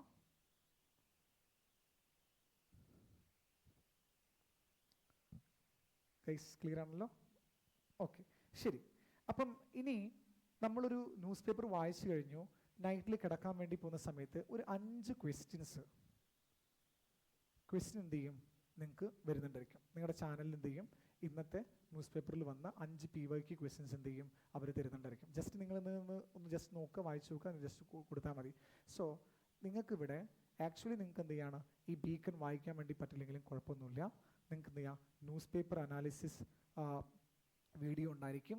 പ്ലസ് നിങ്ങളുടെ ഒരു ഓവറോൾ ഒരു ഒരു നോളജൊക്കെ അസസ് ചെയ്യാൻ വേണ്ടിയിട്ട് ഒരു 5 ക്വസ്റ്റ്യൻസ് എന്ത് ചെയ്യും, നമ്മൾ എല്ലാ ദിവസവും ഇടുന്നുണ്ടായിരിക്കും, റൈറ്റ്? ന്യൂസ് പേപ്പറുകൾ എല്ലാ ദിവസവും ഇടുന്നുണ്ടായിരിക്കും. ഇതാണ് നിങ്ങളുടെ കറണ്ട് അഫെയറിൻ്റെ ബേസിക് ആയിട്ടുള്ള ഒരു പ്ലാൻ എന്ന് പറയുന്നത്. അപ്പം ഓരോ കാര്യങ്ങളും നിങ്ങളെ സംബന്ധിച്ച് നിങ്ങൾക്ക് എന്ത് ചെയ്യാൻ പറ്റും, ഈ ഒരു ന്യൂസ് പേപ്പർ അനാലിസിസ് വീഡിയോ വഴി നിങ്ങൾക്ക് മനസ്സിലാക്കാൻ വേണ്ടി പറ്റും. ഇനി എന്തുകൊണ്ടാണ് ഇങ്ങനെ ഒരു 30 മിനിറ്റിൽ മാത്രം കൊടുത്തത്, എന്തുകൊണ്ടാണ് ഇങ്ങനെ ഒരു ന്യൂസ് പേപ്പർ അനാലിസിസ് എന്ന് ചോദിച്ചാൽ, ഇപ്പം നിങ്ങൾ ഓവറായിട്ട് നിങ്ങൾ എന്ത് ചെയ്യേണ്ട ആവശ്യമില്ല, നിങ്ങൾ കറണ്ട് അഫെയർ എഴുതി വെക്കുക, നോട്ട് ഉണ്ടാക്കി വെക്കുക, ഇങ്ങനത്തെ കാര്യങ്ങളൊന്നും ചെയ്യേണ്ട ആവശ്യമില്ല. കാരണം നിങ്ങളിൽ പല ആളുകളും 2029-ലും 30-ലൊക്കെ ആയിരിക്കും എക്സാം എഴുതാൻ വേണ്ടി പോകുന്നുണ്ടാവുക. 2028-ലായിരിക്കും നിങ്ങൾ എക്സാം എഴുതാൻ വേണ്ടി പോകുന്നുണ്ടാവുക. 1 ഇയറിന് മുന്നേ ഉള്ള കറണ്ട് അഫെയർ നിങ്ങൾ എന്ത് ചെയ്യേണ്ട ആവശ്യമില്ല, UPSCക്ക് വേണ്ടി നിങ്ങൾ എഴുതി വെക്കേണ്ട ആവശ്യമില്ല. ക്ലിയർ ആണോ ഞാൻ ഈ പറയുന്നത്? ക്ലിയർ ആണോ? റൈറ്റ്. അതുകൊണ്ട് ജസ്റ്റ് കേൾക്കുക, കാര്യങ്ങൾ എന്ത് ചെയ്യുക, എവിടെയെങ്കിലും ചെറിയ നോട്ട് ഉണ്ടാക്കണമെങ്കിൽ നിങ്ങൾക്ക് ഉണ്ടാക്കി വെക്കാം. നിങ്ങളുടെ നോളജ് ബാങ്ക് ഇൻക്രീസ് ചെയ്യാൻ വേണ്ടി മാത്രമായിട്ട് ഉണ്ടാക്കി വെച്ചാൽ മതി കേട്ടോ. ഇതാണ് നമുക്ക് മൺഡേ ടു സാറ്റർഡേ ഉണ്ടാവുക. നിങ്ങളുടെ കൺവീനിയൻസിനനുസരിച്ചിട്ട് ഈവനിങ്ങിലായിരിക്കും നമ്മളിത് പോസ്റ്റ് ചെയ്യുന്നത്, ഉച്ചയ്ക്ക് ശേഷമായിരിക്കും ഇത് പോസ്റ്റ് ചെയ്യുന്നുണ്ടാവുക. ഈവനിങ് നൈറ്റിനുള്ളിൽ എപ്പോഴെങ്കിലും നിങ്ങൾ എന്ത് ചെയ്ത് കണ്ടാൽ മാത്രം നിങ്ങൾ മതി, റൈറ്റ്? ഇനി നമ്മുടെ ക്ലാസ് വരുന്നത് നമുക്ക് സാറ്റർഡേസിലാണ് നമുക്ക് ക്ലാസ് വരുന്നുണ്ടാവുക, റൈറ്റ്? 2.5 hour നമുക്ക് ക്ലാസ് വരുന്നുണ്ടാവുക, റൈറ്റ്? 2.5 മണിക്കൂറാണ് ക്ലാസ് ഉണ്ടായിരിക്കുക. ഈ 2.5 മണിക്കൂർ ക്ലാസ്സിൽ നിങ്ങൾക്ക് ക്ലാസ് എടുക്കാൻ വേണ്ടി പോകുന്നത് ഐലൻഡ് തന്നെ ഫാക്കൽറ്റീസ് ആയിരിക്കും. അഥവാ PCM കോഴ്സ് പഠിപ്പിക്കുന്ന ഐലൻഡ് ഫാക്കൽറ്റീസ് ആണ് നിങ്ങൾക്ക് ക്ലാസ് എടുക്കാൻ വേണ്ടി വരിക. സാധാരണഗതിയിൽ കോളേജ് പ്രോഗ്രാംസ് ഒക്കെ പഠിപ്പിക്കാൻ ക്ലാസ് എടുക്കാൻ വേണ്ടി വരിക വ്യത്യസ്തമായ ഫാക്കൽറ്റീസ് അല്ലെങ്കിൽ വ്യത്യസ്ത ആരെങ്കിലുമൊക്കെ വന്നിട്ടായിരിക്കും ക്ലാസ് എടുക്കുക. ഐലൻഡിൽ അങ്ങനെയല്ല. ഐലൻഡിൽ PCM ഫാക്കൽറ്റീസ് ആണ് നിങ്ങൾക്ക് എന്ത് ചെയ്യുന്നത്, നിങ്ങൾക്ക് ഈ ക്ലാസ് എടുക്കാൻ വേണ്ടി വരിക. അപ്പോൾ അതെന്താ വ്യത്യാസം? PCM ഫാക്കൽറ്റീസ് 5, 6, 7 വർഷം ഈ മേഖലയിൽ തന്നെ എക്സാമിന് വേണ്ടി മാത്രം കുട്ടികളെ പ്രിപ്പയർ ചെയ്യുന്ന ആളുകളാണ്. അപ്പോൾ അവർ ഈ എക്സാമിന് ഓരോ ടോപ്പിക്ക് പഠിപ്പിക്കുമ്പോഴും അവർക്ക് വ്യക്തമായ ഐഡിയ ഉണ്ടാവും, ഇന്ന ഭാഗത്ത് നിന്ന് കൂടുതൽ ക്വസ്റ്റ്യൻ വന്നിട്ടുണ്ട്, ഇന്ന ഭാഗത്ത് ക്വസ്റ്റ്യൻ കുറവാണ് എന്നൊക്കെ അവർക്ക് നല്ല ഐഡിയ ഉണ്ടാവും, അതെങ്ങനെ ടാക്കിൾ ചെയ്യാന്നുള്ള ഐഡിയ ഉണ്ടായിരിക്കും. അപ്പോൾ ആ ഒരു ഐഡിയ നിങ്ങൾക്ക് കിട്ടും. അതാണ് നമ്മളിവിടെ ഉദ്ദേശിക്കുന്നത്. സോ ഒരു പോർട്ടൽ നിങ്ങൾക്ക് ഉണ്ടായിരിക്കും. ആ പോർട്ടൽ വഴിയായിരിക്കും നിങ്ങൾക്ക് എന്ത് ചെയ്യുക, ക്ലാസ് വരുന്നുണ്ടാവുക. റൈറ്റ്, ഓൺലൈനായിട്ടാണ് ക്ലാസ് ഉണ്ടാവുക, ഓൺലൈൻ ക്ലാസ് ആണ്. പക്ഷേ ഇത് ഹൈബ്രിഡ് ആണ്. അതുകൊണ്ട് തന്നെ എന്താ സംഭവം എന്ന് വെച്ചാൽ ഹൈബ്രിഡ് ഓൺലൈൻ ക്ലാസ് ആയിരിക്കും നിങ്ങൾക്ക് ഉണ്ടാവുക. റെക്കോർഡ് റെക്കോർഡ് നിങ്ങൾക്ക് അവൈലബിൾ ആയിരിക്കും കേട്ടോ. നിങ്ങൾക്ക് പോർട്ടലിൽ റെക്കോർഡ് അവൈലബിൾ. ഇപ്പോൾ ഏതെങ്കിലും സാറ്റർഡേ നിങ്ങൾക്ക് എന്തെങ്കിലും ബുദ്ധിമുട്ടോ കാര്യങ്ങളോ വരികയാണെങ്കിൽ നിങ്ങൾ പേടിക്കേണ്ട ആവശ്യമൊന്നുമില്ല. നിങ്ങൾക്ക് റെക്കോർഡിൽ നമ്മൾ എന്ത് ചെയ്തിട്ടുണ്ടാവും, നമ്മൾ കൊടുത്തിട്ടുണ്ടായിരിക്കും. ആ റെക്കോർഡ് വീഡിയോ നിങ്ങൾക്ക് എന്ത് ചെയ്യാം, നിങ്ങൾക്ക് ഫോളോ ചെയ്യാൻ വേണ്ടി പറ്റും. റൈറ്റ്, അപ്പം ക്ലാസ് വരുന്നുണ്ടാവുക സാറ്റർഡേസിൽ മാത്രമേ, സാറ്റർഡേസിലാണ് ഉണ്ടാവുക. പ്ലസ് ചില സൺഡേസിൽ നിങ്ങൾക്ക് എന്തുണ്ടായിരിക്കും, നിങ്ങൾക്ക് ക്ലാസ് ഉണ്ടായിരിക്കും. ചില സൺഡേസില്ല, ജനറലി സൺഡേസിൽ നിങ്ങൾക്ക് ക്ലാസ് ഉണ്ടായിരിക്കും. പക്ഷേ സൺഡേയിലെ ക്ലാസ്സിൻ്റെ പ്രത്യേകത എന്ന് പറയുന്നത് നിങ്ങൾക്ക് നിങ്ങളുടെ സ്കിൽ എൻഹാൻസ്മെൻ്റ് ആയിരിക്കും ഇവിടെ ഉണ്ടാവുക. സ്കിൽ എൻഹാൻസ്മെൻറ്റ് എന്ന് പറയുകയാണെങ്കിൽ നിങ്ങളുടെ എങ്ങനെ ആൻസർ റൈറ്റിംഗ് ചെയ്യാം, എങ്ങനെ CSAT-നെ അപ്രോച്ച് ചെയ്യാം, റൈറ്റ്, എങ്ങനെ വാല്യൂ അഡിഷൻ പോയിന്റ്സ് കൊണ്ടുവരാം, റൈറ്റ്, എങ്ങനെയാണ് ഒരു ആൻസർ കൺസ്ട്രക്ട് ചെയ്യേണ്ടത്, ഇങ്ങനെയുള്ള കാര്യങ്ങളായിരിക്കും നമ്മൾ എന്ത് ചെയ്യുക. അതായത് നിങ്ങൾക്ക് UPSC-യിൽ ഏറ്റവും കൂടുതലായിട്ട് വേണ്ട കാര്യങ്ങളുള്ള അഡീഷണൽ ക്ലാസ്സുകളായിരിക്കും സൺഡേ വരുന്നുണ്ടാവുക. റൈറ്റ്, സൺഡേ എല്ലാ സൺഡേയും നിങ്ങൾക്ക് ക്ലാസ് ഉണ്ടാവണം നിർബന്ധമില്ല. പക്ഷേ നിങ്ങൾക്ക് എന്തുണ്ടെന്ന് വെച്ചാൽ മിക്കവാറും നിങ്ങൾക്ക് എന്ത് ചെയ്യുന്നു ചോദിക്കുകയാണെങ്കിൽ നമ്മൾ ഈ എക്സ്ട്രാ നിങ്ങളുടെ സ്കിൽ എൻഹാൻസ്മെൻറ്റിൻ്റെ പ്രോഗ്രാമായിട്ട് കൊണ്ടുവരുന്ന ദിവസങ്ങളിലെല്ലാം തന്നെ ആ സൺഡേസ് നിങ്ങൾക്ക് ക്ലാസ് ഉണ്ടായിരിക്കും. അഗെയിൻ 2.5 hour ആയിരിക്കാം ക്ലാസ് നിങ്ങൾക്ക് ഉണ്ടായിരിക്കാം. റൈറ്റ്, 2.5 hour ഉണ്ടായിരിക്കും ക്ലാസ് ഉണ്ടായിരിക്കുക. ചില സമയങ്ങളിൽ നിങ്ങൾക്ക് എന്തെന്ന് വെച്ചാൽ അതത്ര തന്നെ ഉണ്ടാക്കണം നിർബന്ധം ഇല്ല. അപ്പം സൺഡേയും സാറ്റർഡേയും മാത്രമേ നിങ്ങൾക്ക് എന്ത് ചെയ്യുള്ളൂ, ക്ലാസ് ആയിട്ട് വരുന്നുള്ളൂ. അതിലെല്ലാ സൺഡേയും നിങ്ങൾക്ക് ഉണ്ടായിരിക്കില്ല, ആ ഒരു ഉറപ്പ് നിങ്ങൾക്ക് തരാം. എല്ലാ സൺഡേയും ഉണ്ടാവില്ല. ബാക്കിയുള്ള ഈ പറയുന്ന ക്ലാസ്സുകളെല്ലാം തന്നെ വരുന്നത് സാറ്റർഡേ ബേസ് തന്നെയായിരിക്കും വരുന്നുണ്ടാവുക. എക്സ്ട്രാ വരുന്ന കാര്യങ്ങൾ മാത്രം, സ്കിൽ എൻഹാൻസ്മെൻറ്റുമായി ബന്ധപ്പെട്ട് വരുന്ന കാര്യങ്ങൾ മാത്രമാണ് സൺഡേസിൽ നിങ്ങൾക്ക് എന്ത് ചെയ്യുക, ക്ലാസ് ആയിട്ട് മിക്കവാറും വരുന്നുണ്ടാവുക. ക്ലിയർ ആണോ ഞാൻ ഈ പറയുന്നത്? മനസ്സിലാവുന്നുണ്ടോ?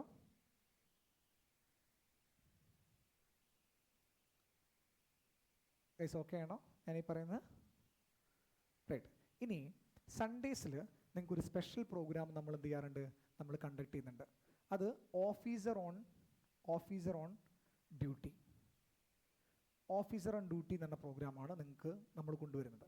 സൺഡേസിൽ കൊണ്ടുവരുന്ന പ്രോഗ്രാമാണ്. എന്താണ് ഈ ഓഫീസർ ഓൺ ഡ്യൂട്ടി എന്ന് ചോദിച്ചാൽ, ഈ എക്സാമിനെ സംബന്ധിച്ചിട്ട് ഏറ്റവും ഇമ്പോർട്ടൻ്റ് ആയിട്ടുള്ള കാര്യമാണ് നമ്മുടെ പാഷൻ എന്ത് ചെയ്യുക, അത് ഇഗ്നേറ്റ് ചെയ്ത് നിർത്തുക എന്നുള്ളത്. അപ്പോൾ സ്വാഭാവികമായിട്ടും നമുക്ക് ഭയങ്കര ബുദ്ധിമുട്ടാണ് ഒരു ഓഫീസറിനെ കാണുക, അദ്ദേഹത്തോട് സംസാരിക്കുക, കുറേ ക്വസ്റ്റ്യൻസ് ചോദിക്കുക, സർവീസിനെ കുറിച്ച് അടുത്തറിയുക. ഞാൻ പറഞ്ഞ 23ഓളം സർവീസ് ഉണ്ട്. ഓരോ സർവീസിനെ കുറിച്ച് ഡിഫറെൻ്റ് ആയിട്ട് അടുത്തറിയുക. ഇതൊക്കെ ഭയങ്കര ബുദ്ധിമുട്ട്, പല കുട്ടികൾക്കും ഭയങ്കര ബുദ്ധിമുട്ടാണ്. റൈറ്റ്, പക്ഷേ ഐലൻഡ് സ്റ്റുഡൻസ് ഞാൻ നേരത്തെ പറഞ്ഞ പോലെ 450ഓളം കുട്ടികൾ നമ്മളിവിടെ നിന്ന് പാസ്സായിട്ട് ആയവരുണ്ട്. അവരിൽ നമ്മളെന്ന് വെച്ചാൽ പല കുട്ടികളും നമ്മൾ എന്ത് ചെയ്യുന്നു, മാസം നമ്മൾ എന്ത് ചെയ്യും, ഓഫീസർ ഓൺ ഡ്യൂട്ടി എന്ന് പറഞ്ഞ പ്രോഗ്രാമിൽ നമ്മൾ കൊണ്ടുവരാറുണ്ട്.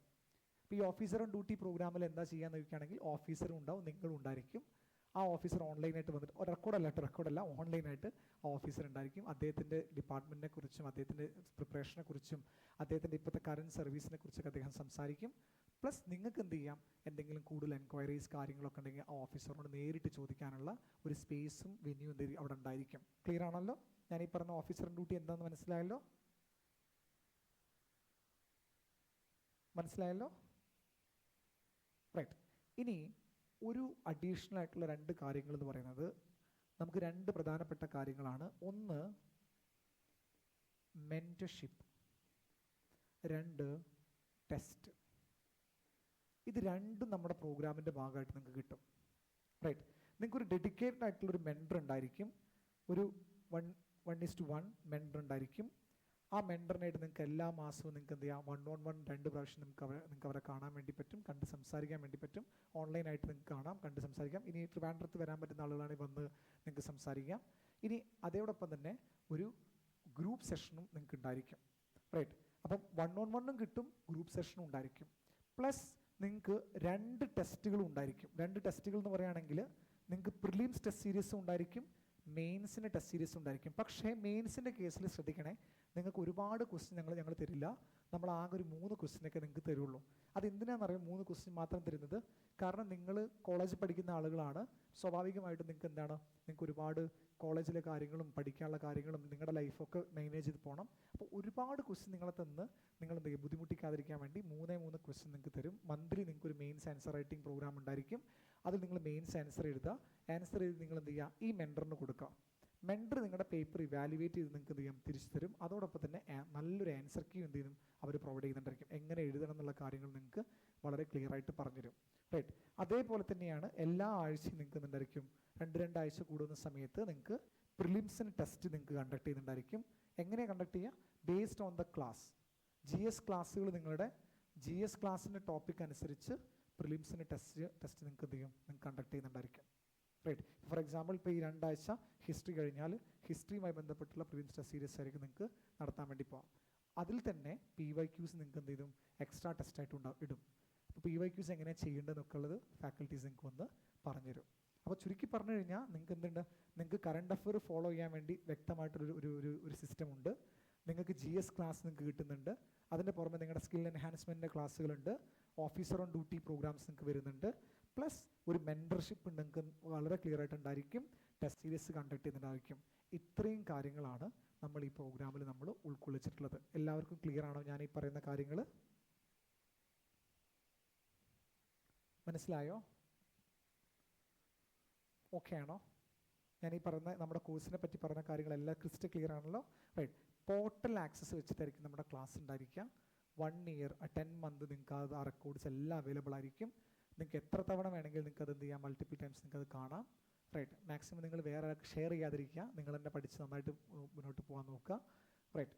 അപ്പം നിങ്ങൾക്ക് മെൻറ്റർ ഉണ്ടായിരിക്കും. ആ മെൻറ്റർ നിങ്ങൾക്ക് നന്നായി സഹായിക്കുന്ന ആളായിരിക്കും. നമ്മുടെ ഒരു മെൻറ്ററിനാണ് കഴിഞ്ഞ വർഷം KS-ൽ 4ാം റാങ്ക് കിട്ടിയത്. കാർത്തിക എന്ന് പറയും. നിങ്ങൾ ഇഗ്നേറ്റിൻ്റെ ഒരു പേജ് ഉണ്ട്, ഐലേൺ ഇഗ്നേറ്റ് എന്ന് പറഞ്ഞിട്ടൊരു ഇൻസ്റ്റാഗ്രാം പേജ് ഉണ്ട്. ഇത് പോയി നോക്കിയാൽ നിങ്ങൾക്ക് കാണാം. കാർത്തിക എന്ന് പറഞ്ഞ മെൻറ്റർ ഉണ്ട്. അപ്പോൾ മെൻറ്ററിനാണ് ഇപ്പോഴും മെൻറ്റർ നമ്മുടെ കൂടെ ഉണ്ട്, വർക്ക് ചെയ്യുന്നുണ്ട്. അപ്പം ഞാൻ പറഞ്ഞു വന്നത് KS 5th റാങ്ക് ഉണ്ടായിരുന്നു. അപ്പോൾ നിങ്ങളുടെ മെൻറ്റേഴ്സ് എല്ലാം നല്ല ബ്രില്യൻ കുട്ടികളാണ്. നന്നായിട്ട് UPSC മൾട്ടിപ്പിൾ ടൈംസും പ്രിലിംസും മെയിൻസും ഇൻ്റർവ്യൂ ഒക്കെ പോയ ആളുകളുണ്ട് നിങ്ങളുടെ മെൻറ്ററായിട്ട്. അപ്പോൾ ആ കാര്യത്തിലൊന്നും നിങ്ങൾ പേടിക്കേണ്ട. നിങ്ങൾക്ക് നല്ലൊരു ടീമായിട്ട് ഞങ്ങൾ കൂടെ ഉണ്ടായിരിക്കും. റൈറ്റ്. അപ്പോൾ ഇത്രയും കാര്യങ്ങളാണ് നമുക്ക് എന്ത് ചെയ്യുന്നത്, നമ്മുടെ ബേസിക്കലി നമ്മുടെ പ്രോഗ്രാമുമായി ബന്ധപ്പെട്ട് വരുന്നത്. അഗെയിൻ വൺസ് അഗെയിൻ റിപ്പീറ്റ് ചെയ്യാം. കറണ്ട് അഫയേഴ്സിന് നിങ്ങൾക്ക് ന്യൂസ് പേപ്പർ അനാലിസിസ് ഉണ്ടായിരിക്കും. അതിനെ നമ്മൾ വിളിക്കുന്ന IDNA എന്നുള്ള പ്രോഗ്രാമാണ് വിളിക്കുന്നത്. രാവിലെ നിങ്ങൾക്ക് ബീക്കൺ എന്ന് പറഞ്ഞ കോൺസെപ്റ്റ് വരും. അത് നിങ്ങൾ ഏതൊക്കെ ന്യൂസ് പേപ്പർ വായിക്കണം, ന്യൂസ് പേപ്പറിൽ എന്തൊക്കെ വായിക്കണം എന്നുള്ളതുണ്ടായിരിക്കും. വൈകുന്നേരം ആകുമ്പോൾ നിങ്ങൾക്ക് എന്ത് ചെയ്യാം, ആ ന്യൂസ് പേപ്പറിൽ തന്നെ അന്നത്തെ ദിവസത്തെ വീഡിയോസ് വരും. 30 മിനിറ്റ്സിൻ്റെ വീഡിയോസ് വരും. രാത്രി കിടക്കുന്നതിന് മുന്നേ ആയിട്ട് നിങ്ങൾക്ക് എന്ത് ചെയ്യാം, ഒരു PYQ ക്വസ്റ്റ്യൻസ് ഉണ്ടായിരിക്കും. റൈറ്റ്. ദെൻ നെക്സ്റ്റ് വൺ, സാറ്റർഡേസിലായിരിക്കും നിങ്ങളുടെ GS ക്ലാസ്സിൽ പ്രധാനമായിട്ടുണ്ടാവുക. എടുക്കുന്നത് ഐലേണിൻ്റെ ഫാക്കൽറ്റീസ് തന്നെയായിരിക്കും ക്ലാസ് എടുക്കുന്നുണ്ടാവുക. ദെൻ സൺഡേസിൽ നിങ്ങൾക്ക് സ്പെഷ്യൽ സെഷൻസ് ഉള്ള ദിവസങ്ങളിൽ മാത്രം നിങ്ങൾക്ക് സൺഡേയിൽ ക്ലാസ് ഉണ്ടാവുള്ളൂ. അത് മാക്സിമം നമ്മൾ എന്ത് ചെയ്യുന്നു വെച്ചാൽ സ്പെഷ്യൽ സെഷൻസ് പലതും വെക്കാറുണ്ട് നമ്മൾ. അപ്പോൾ ആ സൺഡേസിൽ നിങ്ങൾക്ക് ഇനി എന്തെങ്കിലും ബുദ്ധിമുട്ടുള്ള സൺഡേ ആണെങ്കിൽ നിങ്ങൾക്ക് റെക്കോർഡ് എന്ത് ചെയ്യും, അവൈലബിൾ ആണ്. ഓഫീസർ ഓൺ ഡ്യൂട്ടി നമ്മൾ നടത്താറുണ്ട്. ഓഫീസർ ഓൺ ഡ്യൂട്ടി റിക്കറൻ്റായി നടത്തുന്ന പ്രോഗ്രാമാണ്. അപ്പോൾ കഴിഞ്ഞ നിങ്ങൾ ഐലൻഡ് ഇഗ്നേറ്റിൻ്റെ പേജിൽ പോയി കഴിഞ്ഞാൽ നിങ്ങൾക്ക് കാണാം കേട്ടോ. ഈ പ്രോഗ്രാംസ് എല്ലാം നിങ്ങൾക്ക് അവിടെ കാണാൻ വേണ്ടി പറ്റും. റൈറ്റ്. ദെൻ മെൻറ്റർഷിപ്പ് പ്രോഗ്രാം ഉണ്ട്. മെൻറ്റർഷിപ്പ് 1-on-1 നിങ്ങൾക്ക് ഒരു മെൻറ്റർ ഉണ്ടായിരിക്കും. ടെസ്റ്റുകൾ നമ്മൾ നടത്തുന്നുണ്ട്. PYQs അനാലിസിസ് നടത്തുന്നുണ്ട്. NCERTയുടെ ഒരു ഏതൊക്കെ ബുക്ക് വായിക്കണം, എന്തൊക്കെ ചെയ്യണം എന്നുള്ള കാര്യങ്ങളെക്കുറിച്ചുള്ള വ്യക്തമായിട്ടുള്ള ഐഡിയ നമ്മൾ കൊടുക്കുന്നുണ്ട് കുട്ടിക്ക് കേട്ടോ. അപ്പോൾ ഇത്രയും കാര്യങ്ങളാണ് നിങ്ങൾക്ക് എന്ത് ചെയ്യുക, ഈ കോഴ്സിൻ്റെ ഭാഗമായിട്ട് നിങ്ങൾക്ക് കിട്ടാൻ വേണ്ടി പോകുന്നത്. സോ മാക്സിമം എന്ത് ചെയ്യുക, ഇത് ക്യാപിറ്റലൈസ് ചെയ്യാൻ വേണ്ടി നോക്കുക. ഇനി ഞാൻ ജസ്റ്റ് ഒന്ന് സ്ക്രോൾ ചെയ്ത് കാണിച്ചു തരാം എന്തൊക്കെയാണുള്ളതെന്നുള്ളത്. 10 മാസത്തിൻ്റെ കോഴ്സാണ്. ഇപ്പം കറൻ്റ്ലി വേറെ ഒരു സ്ഥലത്തെ കോഴ്സിലും 300+ അവർ എന്ത് ചെയ്യുന്നില്ല, കോണ്ടന്റ് ഡെലിവർ ചെയ്യുന്ന കോഴ്സ് ഇല്ല കേട്ടോ. വേറെ എവിടെയും നിങ്ങളിപ്പം വേറെ ഏതെങ്കിലും കോഴ്സ് അന്വേഷിച്ച് നോക്കുകയാണെങ്കിലും എന്ത് ചെയ്യുക, അവിടെയൊന്നും തന്നെ 300+ ഇല്ല. റൈറ്റ്. ലൈവ് ആയിരിക്കും നമ്മുടെ എല്ലാ ക്ലാസ്സും ഉണ്ടാവുക. റെക്കോർഡ് അവൈലബിൾ ആയിരിക്കും. വീക്കെൻഡ്സിൽ മാത്രമേ ക്ലാസ് ഉണ്ടാവുള്ളൂ. വീക്കെൻഡ്സ് അല്ലാത്ത ദിവസങ്ങളിൽ ക്ലാസ് ഉണ്ടാവില്ല. റൈറ്റ്. ദെൻ ഈ ലൈവ് എന്ന് പറയുന്നത് 2.5-ലാണ് ഇപ്പം നമ്മൾ നിർത്താൻ വേണ്ടി പറഞ്ഞ 3 hours പോവാറില്ല. 3.5-ലുള്ളത്. ഐലൻഡ് ഫാക്കൽറ്റീസ് ആണ് എല്ലാ ക്ലാസ്സും എടുക്കുന്നുണ്ടാവുക. സബ്ജക്റ്റ് വൈസ് PYQസിൻ്റെ കമ്പാലിയേഷൻസ് നമ്മൾ കൊടുക്കും. അതിൻ്റെ ക്ലാസ്സുകൾ കാര്യങ്ങളൊക്കെ കൊടുക്കാറുണ്ട്. കാരണം ഞാൻ നിങ്ങളോട് പറഞ്ഞു കേട്ടോ, സ്റ്റാർട്ടിങ് നിങ്ങളോട് 3 വാക്ക് ഞാൻ പറഞ്ഞു. സിലബസ്, PYQs ആൻഡ് നിങ്ങളുടെ എന്താ ability to modify your self. ഇത് 3 ഉണ്ടെങ്കിൽ നിങ്ങൾക്ക് ഈ പരീക്ഷ പാസ്സാവാമെന്ന് പറയുന്നു. റൈറ്റ്. അപ്പോൾ അതുകൊണ്ട് തന്നെ PYQs ബേസ്ഡ് ആയിട്ടുള്ള കമ്പാരിഷനും കാര്യങ്ങളും ക്ലാസ്സുകളും എല്ലാം നിങ്ങൾക്ക് ഉണ്ടായിരിക്കും. ദെൻ MCQ പ്രാക്ടീസിൻ്റെ ടെസ്റ്റ് നിങ്ങൾക്ക് എന്ത് ചെയ്യാം സാറ്റർഡേസിൽ തന്നെ അവൈലബിൾ ആയിരിക്കും. റൈറ്റ്. അപ്പോൾ സാറ്റർഡേ ഈ പറഞ്ഞ രൂപത്തിലായിരിക്കും നിങ്ങൾക്ക് ഉണ്ടാവുക. ക്ലാസ് ഉണ്ടായിരിക്കും, ഫാക്കൽറ്റീസ് ആണ് ഉണ്ടാവുക. ഇനി നമുക്ക് സൺഡേസിലേക്ക് വരുന്ന സമയത്ത് ഓഫീസർ ഓൺ ഡ്യൂട്ടി എല്ലാ സൺഡേസിലും ഉണ്ടാവില്ല. ഓഫീസർ ഓൺ ഡ്യൂട്ടി ഉണ്ടാകിരിക്കും. പക്ഷേ അതിന് എല്ലാ സൺഡേസിലും 3 കാര്യങ്ങളാണ്. ഒന്നെങ്കിൽ strategy sessions, answer writing, note എങ്ങനെ ഉണ്ടാക്കണം, കാര്യങ്ങൾ, എസ്സേ റൈറ്റിംഗ് എങ്ങനെ ചെയ്യണം, MCQ എങ്ങനെയാണ് MCQ അപ്ലൈ ചെയ്യേണ്ടത്. നേരത്തെ ഞാൻ ഒരു ചെറിയ കാര്യം പറഞ്ഞില്ലേ, എക്സ്ട്രീം വർക്കുകൾ എങ്ങനെ ഒഴിവാക്കി കഴിഞ്ഞാൽ അങ്ങനത്തെ ക്ലാസ്സുകളൊക്കെ നമുക്കിവിടെ ഉണ്ടായിരിക്കും സൺഡേയിൽ. ദെൻ ടെസ്റ്റുകൾ നമ്മൾ നടത്തുന്നുണ്ടായിരിക്കും. ബൈ വീക്ക്ലി പ്രോഗ്രാമാണ്. ആൻസർ കീ കറക്റ്റായിട്ട് കൊടുക്കുന്നുണ്ടായിരിക്കും. ഫീഡ്ബാക്കും പേഴ്സണൽ മെൻറ്റർഷിപ്പ് നിങ്ങൾക്ക് ഇവിടെ ഉണ്ടായിരിക്കും സൺഡേയിൽ ഈ ടെസ്റ്റുമായി ബന്ധപ്പെട്ട്. Then officer on duty programme ഉണ്ടായിരിക്കും എന്നുള്ളത് ഓർത്ത് വയ്ക്കാം. റൈറ്റ്. ദെൻ അതിന് പുറമെയായിട്ട് മെൻറ്റർഷിപ്പ് സപ്പോർട്ട്, ഞാൻ നേരത്തെ പറഞ്ഞ പോലെ 1-on-1 മെൻറ്റർഷിപ്പ് ഉണ്ടായിരിക്കും. മന്ത്ലി ഒരു ഗ്രൂപ്പ് സെഷനും നിങ്ങളുടെ മെൻറ്റർ എന്ത് ചെയ്യും കണ്ടക്ട് ചെയ്യുന്നുണ്ടാവും. 1-on-1 സെഷൻ നിങ്ങൾക്ക് എന്ത് ചെയ്യാം, നിങ്ങൾക്ക് 2 പ്രാവശ്യം ഉണ്ടായിരിക്കും. ഇനി അതല്ല, നിങ്ങൾക്ക് കൂടുതലായിട്ട് നിങ്ങൾക്ക് മെൻറ്ററിനോട് എന്തെങ്കിലും സംസാരിക്കണം, കാര്യങ്ങൾ ഫോളോ ചെയ്യണം, ഒന്നും പേടിക്കണം കേട്ടോ. അങ്ങനെ റെസ്ട്രിക്റ്റഡ് ആയിട്ടുള്ളൊരു മെൻറ്റർഷിപ്പ് ഒന്നല്ല ഇവിടെ ഉള്ളത്. മെൻറ്റർ വിൽ ബി നമ്മൾ വിജിലൻ്റ് ചെയ്യുന്ന ഒരാളായിരിക്കും, നമ്മൾ മോണിറ്റർ ചെയ്യും. പക്ഷേ നിങ്ങൾ പേടിക്കേണ്ട. നിങ്ങൾക്ക് എന്ത് സംശയങ്ങളോ കാര്യങ്ങളോ ഉണ്ടെങ്കിൽ നിങ്ങൾക്ക് എപ്പോഴും എന്ത് ചെയ്യാം, മെൻറ്ററിനെ കോൺടാക്ട് ചെയ്യാനുള്ള ഒരു ഫീസിബിലിറ്റി, ഒരു പൊസിഷൻ ഉണ്ടായിരിക്കും. ഓക്കെ. ദെൻ ലാസ്റ്റ് പോയിന്റിലേക്ക് വരുന്ന സമയത്ത് നമുക്ക് നമ്മുടെ കറണ്ട് അഫെയറിന് നമ്മൾ ബീക്കൺ എന്ന് പറഞ്ഞിട്ടുള്ള ഒരു കോൺസെപ്റ്റ് കൊണ്ടുവന്നിട്ടുണ്ട്. Then news paper analysis video ഉണ്ടായിരിക്കും. And finally Chai Pe question എന്ന് പറഞ്ഞിട്ടുള്ളൊരു ക്വസ്റ്റ്യൻ്റെ സീരീസും ഉണ്ടായിരിക്കും. അപ്പോൾ ഇത്രയും കാര്യങ്ങളാണ് നമുക്ക് എന്ത് ചെയ്യുന്നത്, നമുക്ക് ഉണ്ടായിരിക്കാം, നമ്മുടെ കോഴ്സിൻ്റെ ഭാഗമായിട്ടുണ്ടായിരിക്കാം. നെക്സ്റ്റ് വീക്കിൽ നിങ്ങൾക്കൊരു ക്ലാസ് ഉണ്ടായിരിക്കും, എങ്ങനെ ന്യൂസ് പേപ്പർ ഹാൻഡിൽ ചെയ്യണം എന്നുള്ളതിനെ കുറിച്ചുള്ള. ന്യൂസ് പേപ്പർ സ്പെഷ്യലിസ്റ്റ് ഒരു എക്സ്പേർട്ട് ആയിട്ടുള്ള ആദിത്യൻ സാർ വരും. സാർ നിങ്ങൾക്ക് കറക്റ്റായിട്ട് എങ്ങനെയാണ് ന്യൂസ് പേപ്പർ ഹാൻഡിൽ ചെയ്യേണ്ടതിനെ കുറിച്ചൊരു ക്ലാസ് നിങ്ങൾക്ക് എടുത്തരും. റൈറ്റ്. ഇത് നിങ്ങൾക്ക് പോർട്ടൽ നിങ്ങൾക്ക് തരും. നെക്സ്റ്റ് വീക്ക് ഓൺവേർഡ്സ് നമ്മുടെ റെഗുലർ ക്ലാസ് സ്റ്റാർട്ട് ചെയ്യും. GS ക്ലാസ്സിലേക്ക് കടക്കുന്നതിന് മുന്നേ നമുക്ക് ആദ്യം തന്നെ ഉണ്ടാവുക സ്ട്രാറ്റജി സെഷൻസ് ആണ് ഉണ്ടാവുക. വിച്ച് മീൻസ് ദാറ്റ് ഓരോ സബ്ജക്റ്റിനെ കുറിച്ചും അതിൻ്റെ ഫാക്കൽറ്റീസ്, ഐലേണിൽ പഠിപ്പിക്കുന്ന ഫാക്കൽറ്റീസ് വന്നിട്ട് അത് ഡീറ്റെയിൽ ആയിട്ട് നിങ്ങൾക്ക് എക്സ്പ്ലെയിൻ ചെയ്തു ഓരോ പേപ്പറും എങ്ങനെയാണ് for example geography faculty will come and നിങ്ങൾക്ക് ഇന്ന് ഡെലിവർ ചെയ്യും, എങ്ങനെയാണ് ജോഗ്രഫി അപ്രോച്ച് ചെയ്യേണ്ടതെന്ന് പഠിപ്പിച്ചു തരും. അതേപോലെ തന്നെ ancient history, medieval history, modern ഹിസ്റ്ററിയുടെ ഒക്കെ ഫാക്കൽറ്റീസ് വന്ന് നിങ്ങളോട് പറയും എങ്ങനെയാണ് PYQs വന്നിട്ടുണ്ടായിരുന്നത്, എന്ത് അപ്രോച്ചാണ് ചെയ്യേണ്ടത് എന്ന കാര്യങ്ങളൊക്കെ നിങ്ങൾക്ക് എന്ത് ചെയ്യും പഠിപ്പിച്ചു തരും. സിമിലർലി എക്കണോമിക്സും മറ്റുള്ള സബ്ജക്റ്റും ഒക്കെ നിങ്ങൾക്ക് എന്ത് ചെയ്യും ഇങ്ങനെ പഠിപ്പിച്ചു തരും. അപ്പം ആദ്യത്തെ കുറച്ച് ക്ലാസ്സുകൾ വളരെ ഇമ്പോർട്ടൻറ്റ് ക്ലാസ്സുകളാണ്. സ്ട്രാറ്റജി സെഷൻ ക്ലാസ്സുകളാണ് ഉണ്ടാവുക. അത് നിങ്ങൾ ഒരു കാരണവശാലും ഒഴിവാക്കരുത്. ഓരോ സബ്ജക്റ്റിനെയും നമുക്ക് അടുത്തറിയാൻ വേണ്ടി പറ്റുന്നത് ഈ സ്ട്രാറ്റജി സെഷനിലൂടെ ആയിരിക്കും. ക്ലിയർ ആണോ ഞാൻ ഈ പറയുന്നത്?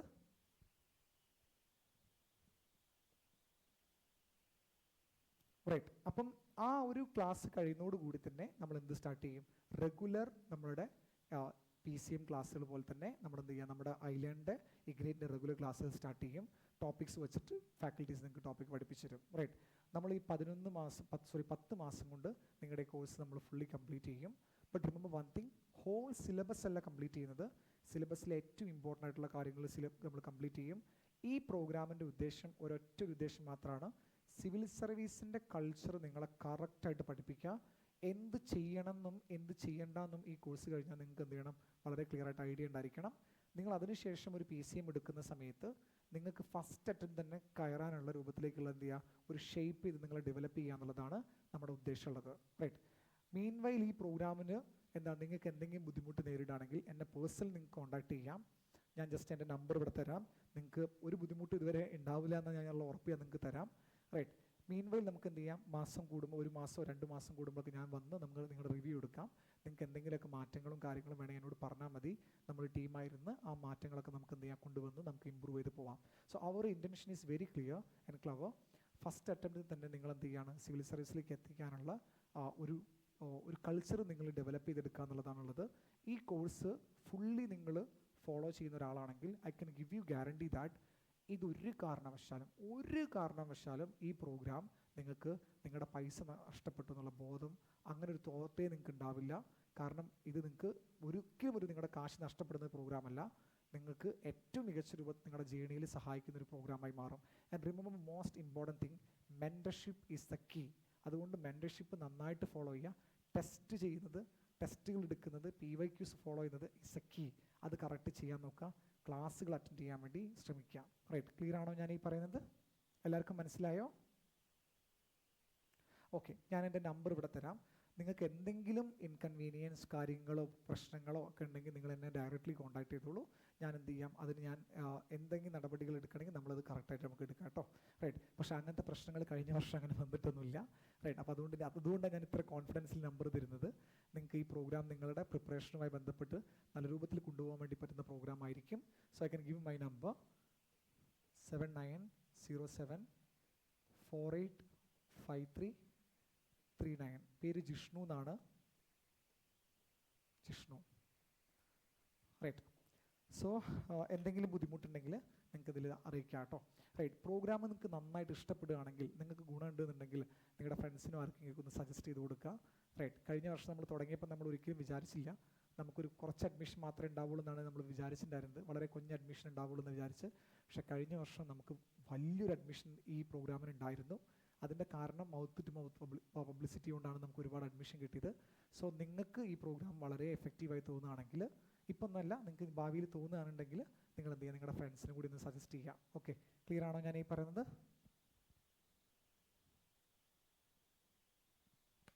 ക്ലിയർ ആണോ? ഓക്കെ ഗൈസ്, സോ നമ്മൾക്ക് ഇത്രയും കാര്യങ്ങളാണ് ഡിസ്കസ് ചെയ്യാനുള്ളത്.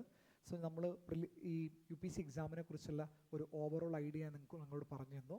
അതോടൊപ്പം തന്നെ നമ്മുടെ ഈ കോഴ്സ് എങ്ങനെയാണ് കണ്ടക്ട് ചെയ്യുന്നതിനെ കുറിച്ചുള്ള ഒരു വ്യക്തമായ ഐഡിയ തന്നു വിചാരിക്കുന്നു. ഇനി നിങ്ങൾക്ക് എന്തെങ്കിലും ക്വസ്റ്റ്യൻസ് ചോദിക്കാനുണ്ടോ? റൈറ്റ്, നെക്സ്റ്റ് വീക്ക് ആയിരിക്കും നിങ്ങളുടെ മെറ്റീരിയൽ നമ്മുടെ മെറ്റീരിയൽസ് എല്ലാം PDF മെറ്റീരിയൽസ് ആയിരിക്കും നിങ്ങൾക്ക് ഉണ്ടാവുക. ക്ലാസ് കഴിയുന്നതോടുകൂടെ തന്നെ നിങ്ങൾക്ക് എന്ത് ചെയ്യും, മെറ്റീരിയൽസ് നിങ്ങൾക്ക് നമ്മൾ അയച്ചു തരും. പോർട്ടൽ നിങ്ങൾക്ക് വരുന്നുണ്ടാവുക നെക്സ്റ്റ് വീക്കായിരിക്കും. നിങ്ങളുടെ പോർട്ടൽ ആക്സസ് കിട്ടുന്നുണ്ടാവുക. ഈ നെക്സ്റ്റ് വീക്കിൽ തന്നെ നിങ്ങൾക്ക് ന്യൂസ് പേപ്പറിൻ്റെ ഒരു ഓറിയൻറ്റേഷൻ ഉണ്ടാവും. ന്യൂസ് പേപ്പർ എങ്ങനെ ഫോളോ ചെയ്യണം, എങ്ങനെ കാര്യങ്ങൾ ചെയ്യേണ്ടതെന്നൊക്കെ കുറിച്ചുള്ള ഒരു ആദിത്യൻ സാർ എന്ന് പറയും, അദ്ദേഹം വന്ന് നിങ്ങൾക്ക് എന്ത് ചെയ്യും, എങ്ങനെയാണ് ന്യൂസ് പേപ്പർ ഫോളോ ചെയ്യേണ്ടതെന്നുള്ള വ്യക്തമായ ക്ലാസ് എടുത്ത് തരും. നിങ്ങൾക്ക് എന്തെങ്കിലും ക്വസ്റ്റ്യൻസോ ക്വയറീസ് ഡെഫിനറ്റ്ലി മാളവിക, റെക്കോർഡിംഗ് കിട്ടും, ഇതിൻ്റെ റെക്കോർഡിങ്സ് കിട്ടും. റെക്കോർഡിങ്സ് ആക്ച്വലി നിങ്ങൾക്ക് അത് നമ്പർ ഓഫ് വ്യൂ ഒന്നും പ്രശ്നമില്ല. നിങ്ങൾക്ക് എത്ര വേണമെങ്കിലും അത് വ്യൂ ചെയ്യാം. ലാസ്റ്റ് ഒരു 10 month കറക്റ്റായിട്ട് നിങ്ങൾക്ക് ഉണ്ടായിരിക്കും കേട്ടോ, റെക്കോർഡിംഗ് കറക്റ്റായിട്ട് വരുന്നുണ്ടായിരിക്കും. ഓക്കെ,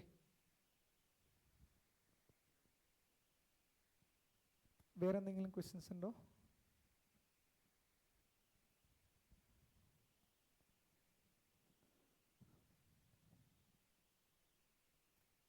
വേറെ എന്തെങ്കിലും ക്വസ്റ്റ്യൻസ് ഉണ്ടോ നിങ്ങൾക്ക്?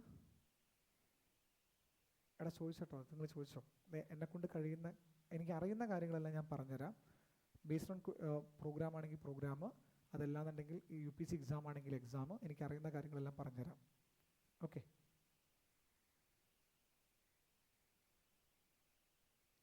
വേറെ ഒന്നുമില്ലാന്ന് തോന്നുന്നു. ക്ലിയർ ആണോ?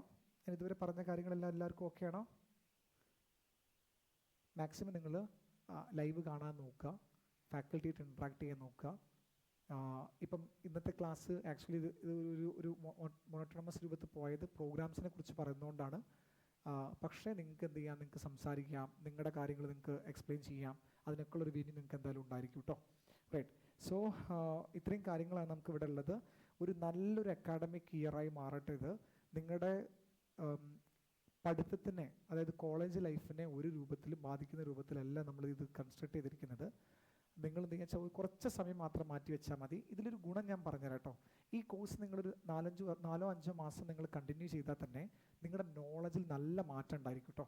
നല്ലൊരു ചേഞ്ച് നിങ്ങളുടെ നോളജിൽ കാണാൻ വേണ്ടി പറ്റും. അത് നിങ്ങൾക്ക് ഗ്രാജുവേഷന് നിങ്ങളെ ഹെൽപ്പ് ചെയ്യും. പിന്നീട് ഫർദർ മുന്നോട്ടേക്ക് പോകുന്ന യാത്രയിൽ നിങ്ങളെ ഹെൽപ്പ് ചെയ്യാനുള്ള ചാൻസ് കൂടുതലാണ്. പിന്നെ ക്യാമ്പസ് നന്നായിട്ട് അടിച്ചു പൊളിക്കുക. റൈറ്റ്, എല്ലാ കാര്യങ്ങളും ക്യാമ്പസിലൊക്കെ നിങ്ങൾക്ക് ചെയ്യാൻ പറ്റുന്ന എല്ലാ കാര്യങ്ങളിലും ആക്റ്റീവ്ലി പാർട്ടിസിപ്പേഷൻ ചെയ്ത് മുന്നോട്ടേക്ക് പോവാം. അതിൻ്റെ കൂടെ മാത്രം നിങ്ങൾ എന്ത് ചെയ്താൽ മതി, ഈ പ്രോഗ്രാം കൊണ്ടുപോയാൽ മതി. ഈ പ്രോഗ്രാമിന് ഭയങ്കരമായ ഇമ്പോർട്ടൻസ് കൊടുത്ത് മുന്നോട്ട് പോകുക എന്ന് പറയുന്നത്, അതിനേക്കാളും ഇമ്പോർട്ടൻസ് ആണ് കോളേജ് ലൈഫ് നന്നായിട്ട് യൂസ് ചെയ്യുക എന്നുള്ളത്. സോ കോളേജ് ലൈഫൊക്കെ നന്നായിട്ട് അടിച്ചു പൊളിക്കുക. അതോടൊപ്പം തന്നെ എന്ത് ചെയ്യുകയെന്ന് വെച്ചാൽ ഈ പ്രോഗ്രാംസ് നിങ്ങൾ എന്ത് ചെയ്യുക, മുന്നോട്ട് കൊണ്ടുപോകാം. മീൻവൈൽ നിങ്ങൾക്ക് എവിടെയെങ്കിലും ബുദ്ധിമുട്ടുകളോ കാര്യങ്ങളോ എന്തെങ്കിലും വരികയാണെങ്കിൽ ജസ്റ്റ് നിങ്ങൾ കോൺടാക്ട് ചെയ്താൽ മതി. നമ്മളെ കൊണ്ട് കഴിയുന്ന എന്തെല്ലാം കാര്യങ്ങളുണ്ടോ അതൊക്കെ നമ്മൾ എന്ത് ചെയ്യാം, ചേഞ്ച് ചെയ്യാനും റെഡിയാക്കാനും ഒക്കെ നമ്മൾ കൂടെ തന്നെ ഉണ്ടായിരിക്കും കേട്ടോ. ക്ലിയർ ആണല്ലോ എല്ലാവർക്കും? ഇനി ക്വസ്റ്റ്യൻസ് ഒന്നും ഇല്ലല്ലോ, എല്ലാവർക്കും ഓക്കെ അല്ലേ? പ്രോഗ്രാമിനെ കുറിച്ച് ഐഡിയ കിട്ടില്ല, നെക്സ്റ്റ് വീക്ക് നിങ്ങൾക്ക് പോർട്ടൽ തരും. നിങ്ങളുടെ മെയിൽ ഐ ഡി വഴി നിങ്ങൾക്ക് പോർട്ടൽ ഉണ്ടായിരിക്കും. പോർട്ടൽ ആക്സസ് എങ്ങനെയാണ് ചെയ്യേണ്ടതെന്നൊക്കെ നിങ്ങളുടെ ടെലഗ്രാം ചാനലിൽ വരും. എങ്ങനെയാണ് ചെയ്യേണ്ട കാര്യങ്ങളൊക്കെ ഉണ്ടായിരിക്കും. റൈറ്റ്. ഇനി ക്ലാസ് മുന്നോട്ടേക്ക് പോയി തുടങ്ങുമ്പം ഇഷ്ടപ്പെട്ട് കഴിഞ്ഞാൽ ഒന്ന് സജസ്റ്റ് ചെയ്യാൻ നോക്കുക. ഫ്രണ്ട്സ് ആരെങ്കിലും ഉണ്ടെങ്കിൽ അവർക്ക് നിങ്ങൾക്ക് ഇഷ്ടപ്പെടുകയാണെങ്കിൽ മാത്രം ചെയ്താൽ മതി. നിങ്ങൾക്ക് നല്ല ഗുണമാണെന്നൊക്കെ തോന്നുകയാണെങ്കിൽ മാത്രം നിങ്ങൾ ചെയ്താൽ മതി. So thank you so much trusting island IAS. നമ്മളെ സംബന്ധിച്ച് നമ്മുടെ എല്ലാ സപ്പോർട്ടും നിങ്ങളുടെ കൂടെ ഉണ്ടായിരിക്കും. അത് വെറുതെ ഒരു ഇൻട്രൊഡക്ഷൻ ഭാഗത്ത് പറഞ്ഞല്ല. ഞാൻ ഈ നമ്പർ പേഴ്സണൽ നമ്പറാണ് ഇത് തരാനുള്ള കാരണം. നിങ്ങൾക്ക് എന്ത് ബുദ്ധിമുട്ട് വന്നാലും നിങ്ങൾക്ക് കോൺടാക്ട് ചെയ്യാം. Okay. So thank you guys. നമുക്ക് കാണാം. എൻ്റെ പേപ്പർ വരുന്നത് ഇന്ത്യൻ സൊസൈറ്റി പേപ്പറാണ്. ആ പേപ്പർ പഠിപ്പിക്കുന്ന സമയത്ത് ഞാൻ നിങ്ങളെ വീണ്ടും കാണാം. So thank you so much.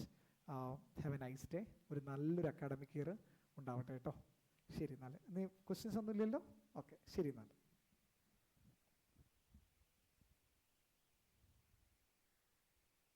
Thank you.